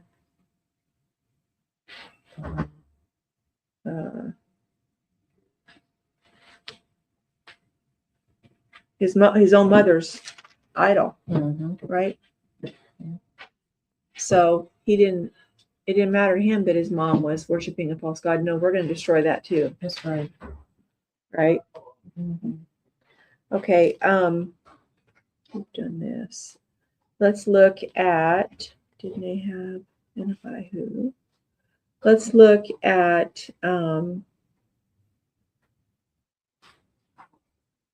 Jeremiah 10, 1-5.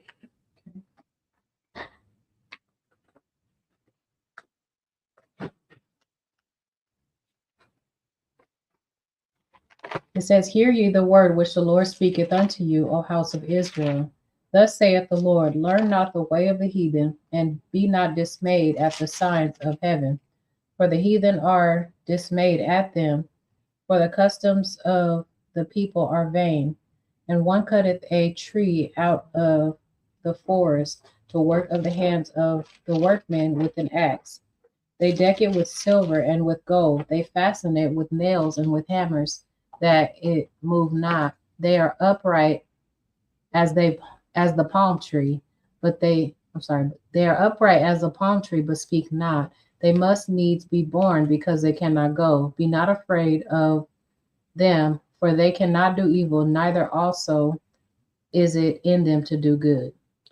So people say this isn't about trees, and this can't represent Christmas trees, and this was about idols that they carved with their hands. And I'm like, you have to really stretch to get that from this. Mm-hmm. Then saith the Lord, learn not the way of the heathen.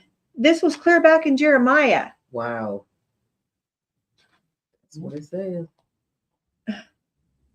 And be not dismayed at the signs of heaven, for the heathen are dismayed at them. So the heathen look at the skies and they study the, we know what that is. We're not supposed to do that, right? Sure, Yeah. we look at the sign and we look at the sky, we watch for signs of his coming, but it's different than worshiping it. Yes, it is. For the customs of the people are vain. For one cutteth a tree out of the forest, the work of the hands of the workmen with the axe. They deck it with silver and with gold. They fasten it with nails and with hammers that it move not. Is that not exactly what we do with the root of a Christmas tree? That sounds like a tree to me. Yep.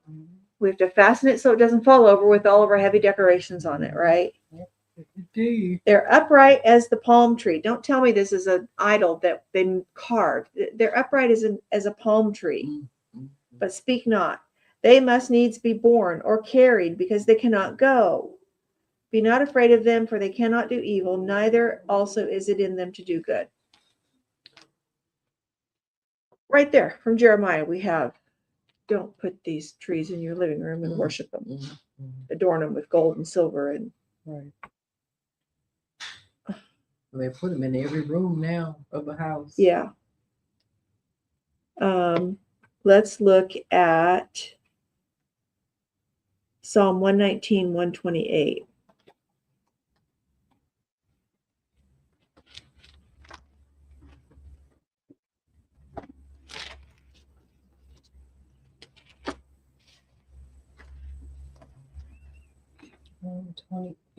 Therefore, I esteem all thy precepts concerning all things to be right, and I hate every false way. I hate every false way. Is that what we see with people, Christians, hating the false ways of all the pagan rituals and the pagan traditions that we bring in and call Christmas? No. Let's look at John 4, 23 and 24. John, what is it again? 4, 23 and 24.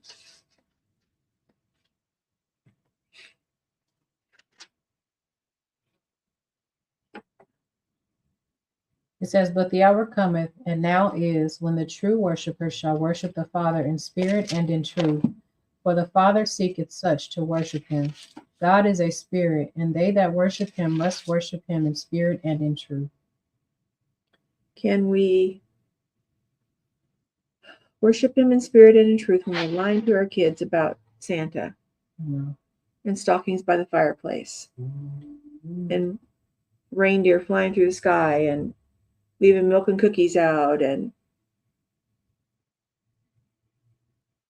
breaking the bank to buy gifts and what? Writing Santa a letter. And Right, writing Santa a letter. Christmas lists and all that stuff. Yeah, Christmas lists. And taking the ways of the heathen with the wreaths and the red and green and the poinsettias and the twinkling lights and the holly and the mistletoe and the stockings. And is that how we worship God in spirit and in truth? Nope. Not possible. Not possible. Jesus is not the reason for the season. That's that's it. right. Let's look at 1 Thessalonians 5:21. I think that's the only verse I want.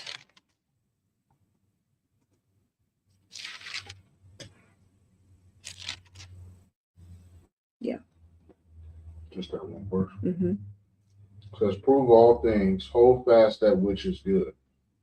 Can we prove that any of these Christmas traditions are worthy of honoring Christ with?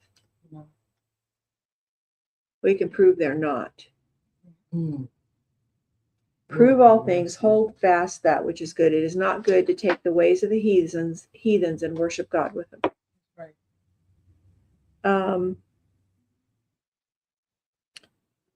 But it's a heart thing, right? Let's see what Jeremiah 17:9 says about that.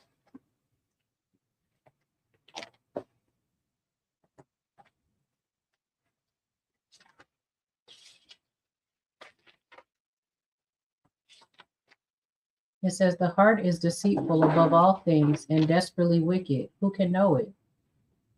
Uh-oh. Read it again.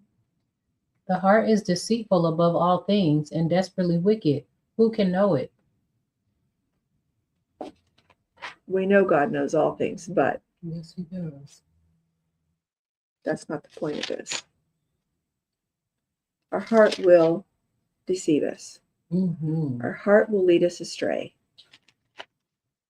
Our heart and our feelings will convince us to go against God if we let it. Mm-hmm. Let's go to Luke 16:15.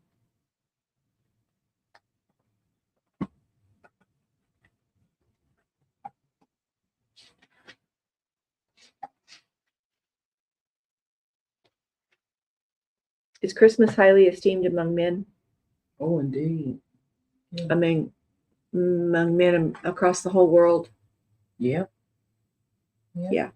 They may not celebrate it the same way as us, Mm-hmm. But it's still but it's still a celebrated. holiday. It's still Mhm. highly esteemed. It's still considered about Christ. Mm-hmm. Okay, 15. And he said unto them, Ye are they which justify yourselves before men, but God knoweth your hearts. For that which is highly esteemed among men is an abomination in the sight of God. I would make the case that Christmas and the traditions of Christmas are an abomination before God. That's right. And how dare you stand there and say, well, God knows, well, my heart, in my heart, I'm honoring Jesus. No, you're not. You Mm-mm. can't. You are they which justify yourselves before men, but God knoweth your heart. That's it. For that which is highly esteemed among men is abomination in the sight of God. We cannot drink the cup of the Lord and the cup of demons. Yes, That's Lord. right. If we love the world, we're at enmity with Christ. Mm. Is that right? That's right. Amen. There's nothing about Christmas that's about worshiping Jesus. I don't care how you can say it to your blue in the face, you're wrong. Mm-hmm. You cannot take the clean and make the unclean, sorry, you cannot take the unclean and make it clean. We read that in Job 14:4. All right, let's look at Mark 7:5-13.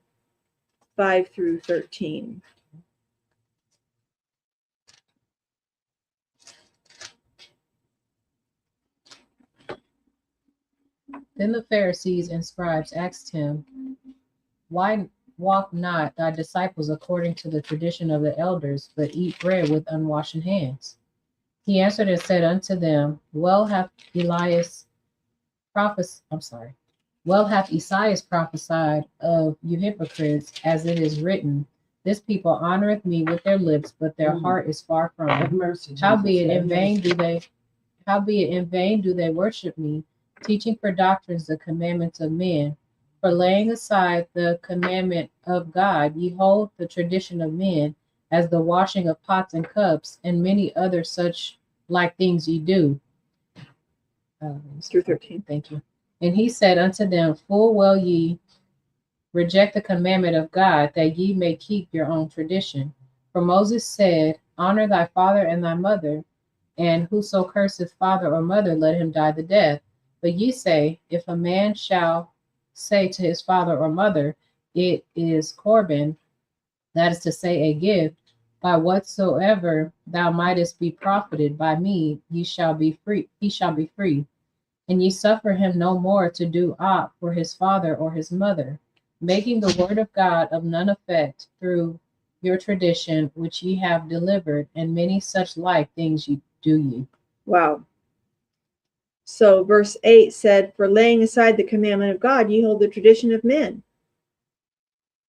Right? In vain do you worship me, teaching for doctrines the commandments of men.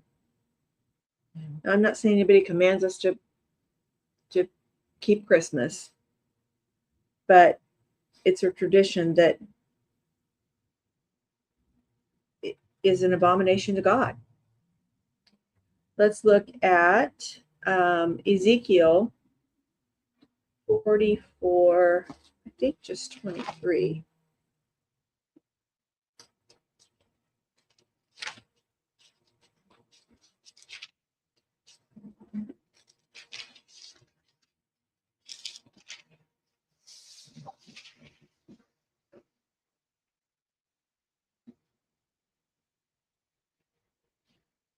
Yeah. Just verse 23. Uh-huh.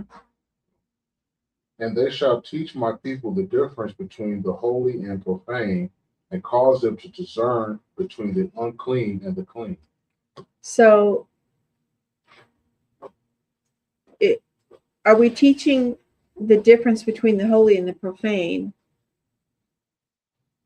We're telling people that, putting Christmas trees in the sanctuary and doing Christmas plays and Christmas cantatas and True. Wow. are we causing them to discern between the unclean and the clean? No, we're not. Nope. We're embracing the profane, we're embracing the unclean, and we're trying to take it and make it clean and make it holy and say we can serve God with it. No, you cannot. You cannot. Wow. You can't serve the God of the Bible. My goodness. He's not honored by that. Right. Now let's look at 1 Samuel 15. Well, let's first go to Leviticus 18, 1 through 4. Then we'll go to 1 Samuel.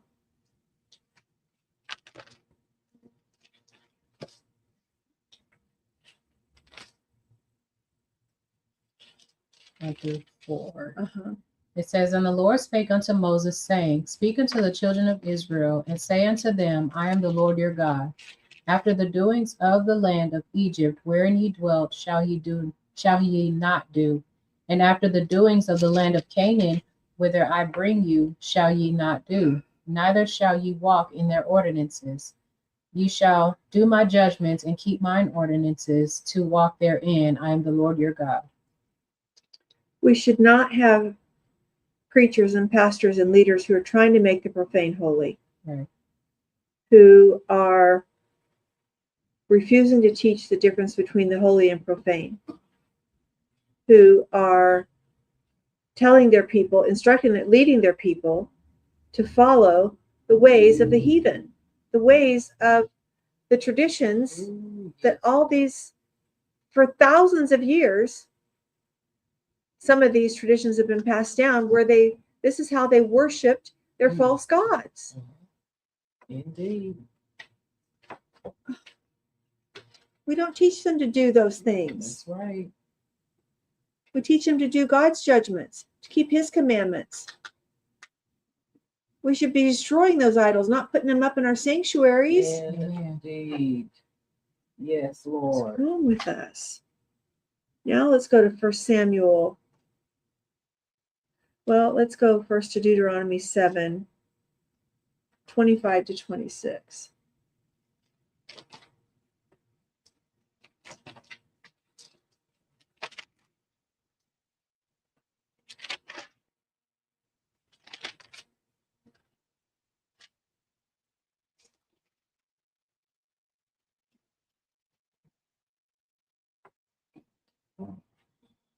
The graven images of their gods shall ye burn with fire. Thou shalt not desire the silver or gold that is on them, nor take it unto thee, lest thou be snared therein, for it is an abomination to the Lord thy God. Neither shalt thou bring an abomination into thine house, lest thou be a cursed thing like it. But thou shalt utterly detest it, and thou shalt utterly abhor it, for it is a cursed thing. Should utterly hate it, and you should Good. destroy it. That's right. And you That's shouldn't bring right. it into your house and decorate it with silver and gold. Amen. It's an abomination to the Lord thy God. This is not talking about a Christmas tree. It's talking about graven images or idols of their gods. That's what all these traditions were. Yeah. They were idols of their gods. Right. They were ways they chose to worship their false gods. That's right. Lord have mercy. Now let's go to Deuteronomy 16:22. And it says, neither shall you bring an abomination into your house, but you should utterly destroy it. That's it. Deuteronomy 16:22. It says, Neither shalt thou set thee up any image which the Lord thy God hateth. Lord have mercy. Only the images that are really pretty. Mm-mm. Only He the ones said that we think we any. can redeem. Any. Only the ones that we like. Nope. Any. What's a grove? Grove. Yeah, like verse 21 says, thou shalt not plant thee a grove of any trees near. A grove is a bunch. Like Okay. Gotcha. I don't know why that is, but okay. Let's look at Nightkin. Thank you. Oh, no, okay.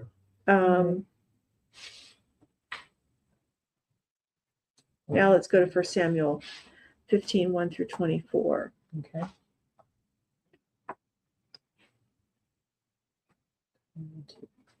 Okay.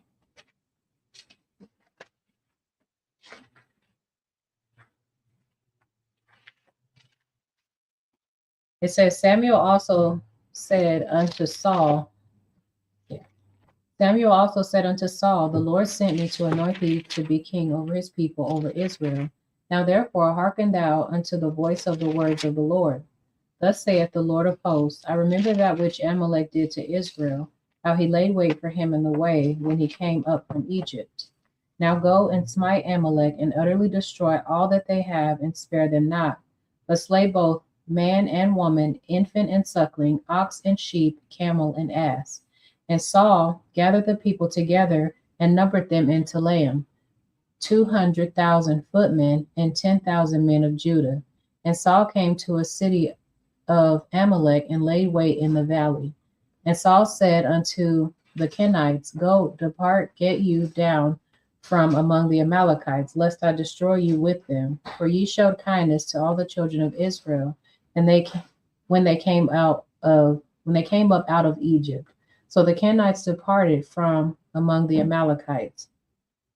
And Saul smote the Amalekites from Havilah until thou comest to Shur, that is over against Egypt.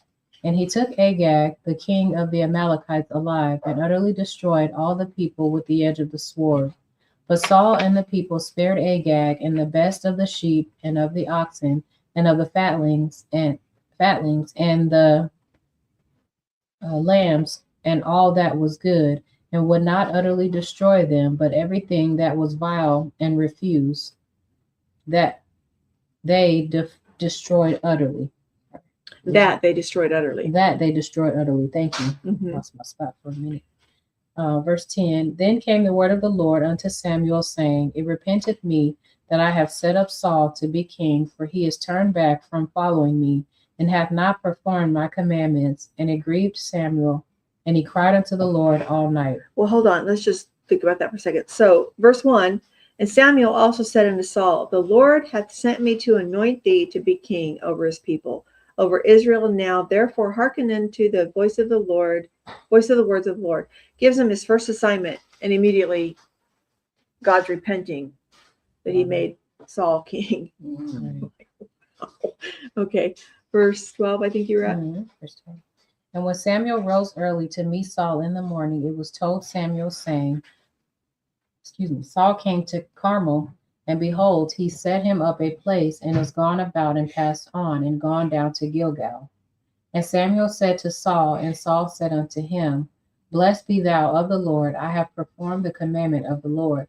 And Samuel said, What meaneth this bleating of the sheep in mine ears, and the lowing of the oxen which I hear? And Saul said, They have brought them from the Amalekites, for the people spared the best of the sheep and of the oxen to sacrifice unto the Lord thy God, and the rest we have utterly destroyed. Then Samuel said unto Saul, Stay, and I will tell thee what the Lord hath said to me this night. And he said unto him, Say on. And Samuel said, When thou wast little in thine own sight, wast thou not made the head of the tribes of Israel? And the Lord anointed thee king over Israel? And the Lord sent thee on a journey and said, Go and utterly destroy the sinners of the Amalekites, and fight against them until they be consumed. Wherefore then didst thou not obey the voice of the Lord, but didst fly upon the spoil, and did evil in the sight of the Lord? And Saul said unto Samuel, Yea, I have obeyed the voice of the Lord, and have gone the way which the Lord sent me, and have brought Agag the king of Amalek, and have utterly destroyed the Amalekites. But the people took the spoil, sheep and oxen, the chief of the things which should have been utterly destroyed, to sacrifice unto the Lord thy God in Gilgal. And Samuel said, hath the Lord as great delight in burnt offerings and sacrifices as in obeying the voice of the Lord? Behold, to obey is better than sacrifice, and to hearken than the fat of rams. For rebellion is as the sin of witchcraft, and stubbornness is as iniquity and idolatry. Because thou hast rejected the word of the Lord, he hath also rejected thee from being king. And Saul said unto Samuel, I have sinned, for I have transgressed the commandment of the Lord and thy words, because I feared the people and obeyed their voice. Okay. So how does this fit with what we're talking about?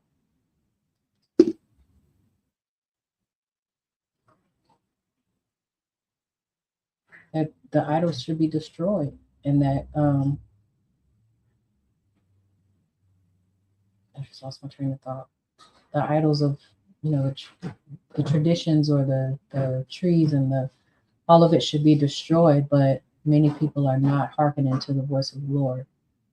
Instead, they're just continuing in it And justifying it and justifying and it. thinking that they're, Jesus is the reason for the season. Right. Something It's else you think about, like when he was blaming the people. Mm-hmm.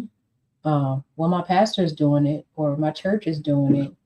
So again, like you said, justifying, Mm-hmm. And they took what they considered to be the best of the livestock, right? Mm-hmm. But God had already declared that it was all to be Mhm. destroyed. It was all All an of it. abomination. Now That's they're going to right. take the best of the livestock and they're going to bring it and worship and worship God with it and sacrifice it to God. Mhm. That's exactly what we're doing with these traditions. Wow. We like the lights and we like the mistletoe and we like the poinsettias and we like the pretty Christmas trees and the boughs and we like all these colors. things and we're going to take them and we're going to worship God with them because Mhm. Jesus is the reason. Mm. I mean, is there a difference? No. And what does it really say? isn't. For rebellion is what? It's As the a sin of witchcraft, and stubbornness is as iniquity and idolatry. Mm. So, because Saul refused, even though he repented, he refused to turn from his wicked ways. He refused to honor God. He refused to listen to the word of the prophet Samuel and follow it for all the days to follow. Because of that, he still had this witchcraft in his heart. And what did he do? He went and found the witch at Endor, and he died because of it. He died because he sought out a witch, because God would not speak to him, because God had washed his hands. He had turned him over. This is so dangerous what we play with and try to call it holy. Right. Let's look at, because this is going to go with what you just said. Let's look at, let me see what this is real quick here. Let's just go to, this might not be exactly that, but let's go to 1 Peter 4:3, but I want it in the NIV and the ESV. Okay. 1 Peter 4:3. Mm-hmm. NIV first and then the ESV. Okay.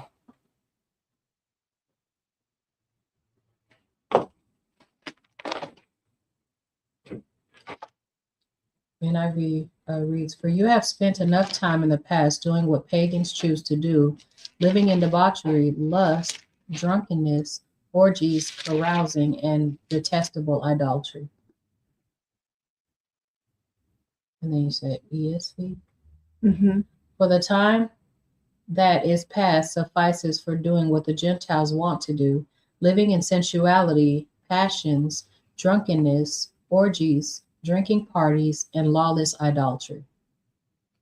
So this not following the ways of the pagans and the Gentiles Yes, it and is. pretending to worship God through it? It is. Absolutely. Now let's go to Exodus. Let me see which one of these I want here.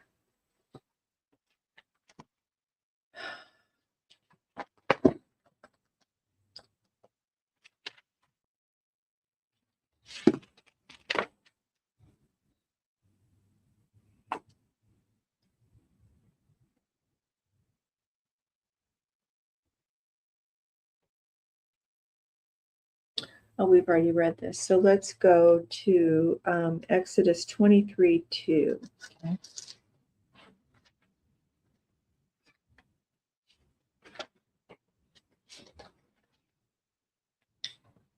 It says, "Thou shalt not follow a multitude to do evil, neither shalt thou speak in a cause to decline after many to wrest judgment." Oh boy, read that again. Okay. "Thou shalt not follow a multitude to do evil, neither shalt thou speak in a cause to decline after many to wrest judgment." Let's read that in something else. Okay. Thou shalt not follow a multitude to do evil. It's exactly what you just said. We're following the crowd. We're following the pastors. We're following the leaders because they say Christmas is okay. They say Jesus is the reason for the season. They say it's not worshiping. It's not pagan roots. It's not really pagan roots.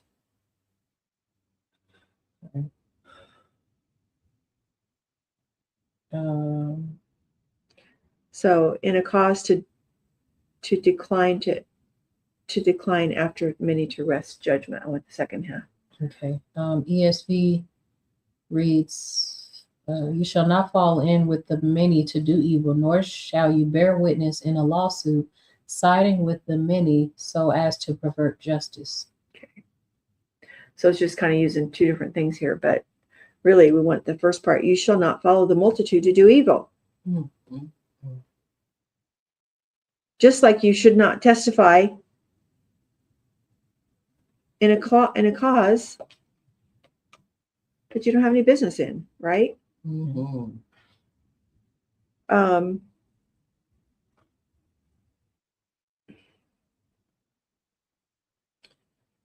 Let's go to Ezekiel 8:16. Okay.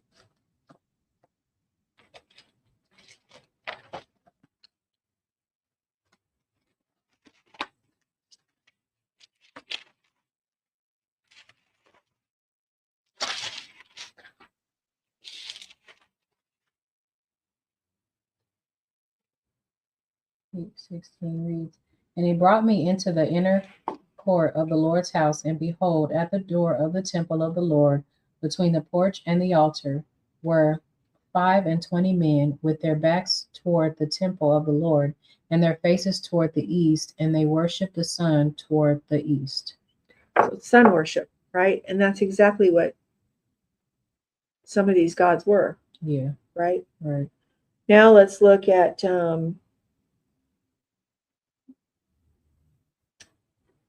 let's go to Philippians 3:10. We've already touched on this briefly.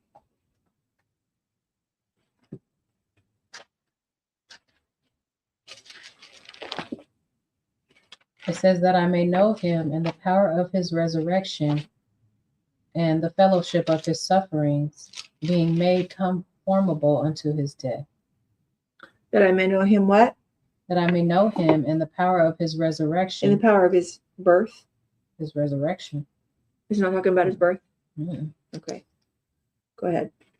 That I may know him and the power of his resurrection and the fellowship of his sufferings, being made conformable unto his death. Let's go to 1 Corinthians 15:3.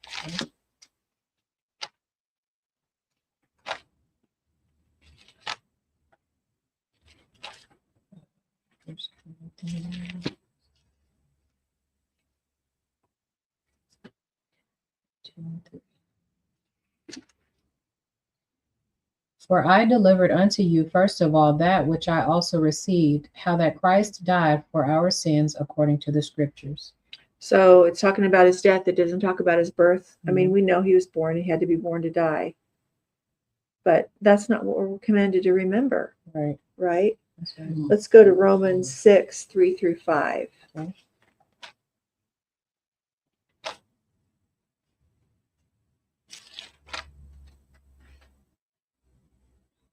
"Know ye not that so many of us as were baptized into Jesus Christ were baptized into his death? Therefore we are buried with him by baptism into death, that like as Christ was raised up from the dead by the glory of the Father, even so we also should walk in newness of life. For if we have been planted together in the likeness of his death, we shall be also in the likeness of his resurrection. Doesn't talk about his birth there either, does it? Mhm. So Jesus' public ministry was 3 years, right? He chose his disciples. They labored with him. They traveled with him. We never see once that they celebrated his birthday. Right. Mhm. Right. Yeah, that's true. That's a Yeah. good, very good observation. Mhm. That's true. Let's go to 1 Corinthians 11:26.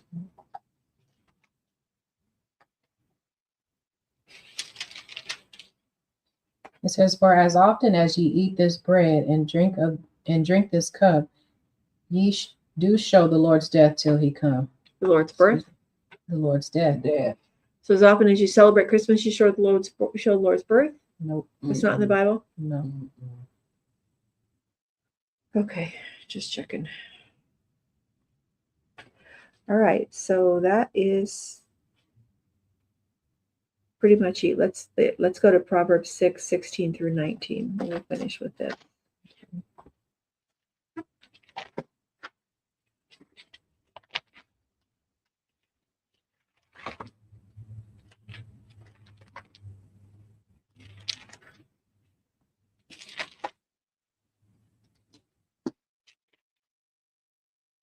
It says, "These 6 things doth the Lord hate, yea, 7 are an abomination unto him: a proud look, a lying tongue, and hands that shed innocent blood, and heart that deviseth wicked imaginations, feet that be swift in running to mischief, a false witness that speaketh lies, and he that soweth discord among brethren."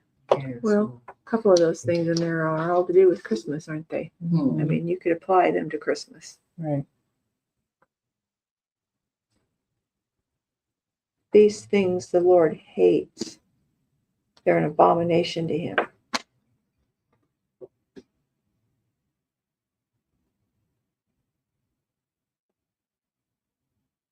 I think it's hard to justify once we see all these scriptures. My goodness, it really is. Yeah. And when we know, then we are accountable for the truth Mhm. with that knowledge. Yeah. So, what do we do with other people who claim to be Christian who celebrate it? Do we chastise them? Do we come down on them? Do we? Mm-mm. No. No. The Bible says to restore them gently, but if they don't receive what we have to say, at least the seed was planted. Hmm. You know. Yeah. Yeah. So we don't beat them over the head with it. Mhm. If they ask, we are to have an answer for our faith. That's right. right. That's Right. right. Mhm. So there's so much more. Oh my goodness, so much more we could talk about the real traditions of Christmas and what they're from. Christmas was illegal in the U.S. until 1836, Wow. as it was considered an ancient pagan holiday. Hmm. It was posted public notice. Mm. Satanical practice is forbidden. That's what they called it. Mm. 1836. So it's been almost 200 years. Mm. 200 years that we've slid down this slippery path. All right. So anything else you guys want to add? Let's finish with Job 14:4 again. Okay.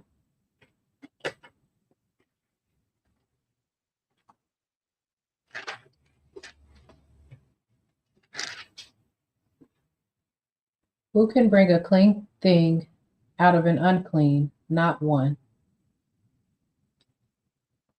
So when we know the roots are unclean, we know the practices were created to honor and worship their false gods. We know it was unclean, and we cannot bring. Say it one more time. Who can bring a clean thing out of an unclean? Not one. We can't take the unclean and then adapt it and say, well, it's all about Jesus. Hmm. because that's a lie. That's right. And God doesn't, we're not worshiping God in spirit and truth when we're worshiping Him with traditions of other gods and lies, right? So you can say to your blue in the face, Jesus is the reason for the season, and Mhm. that's a lie, and we're going to answer for that. My goodness. So anything else you guys want to add? Excuse me, I know for me it was a hard thing to come to terms with. It was a hard thing to get away from. Mhm. I mean, Yeah, it was a really, really heavy stronghold for me for a long time. yeah. Mhm.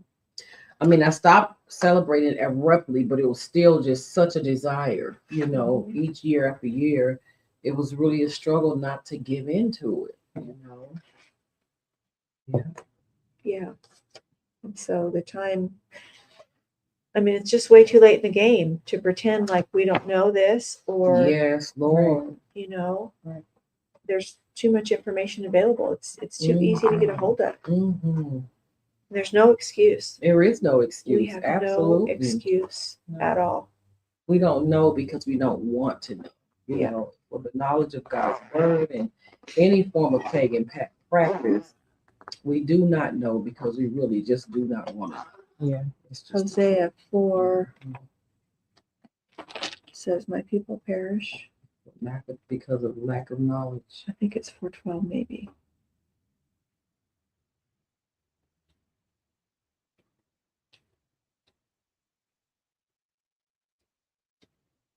Oh, 4:6. 4:6. Hosea 4:6.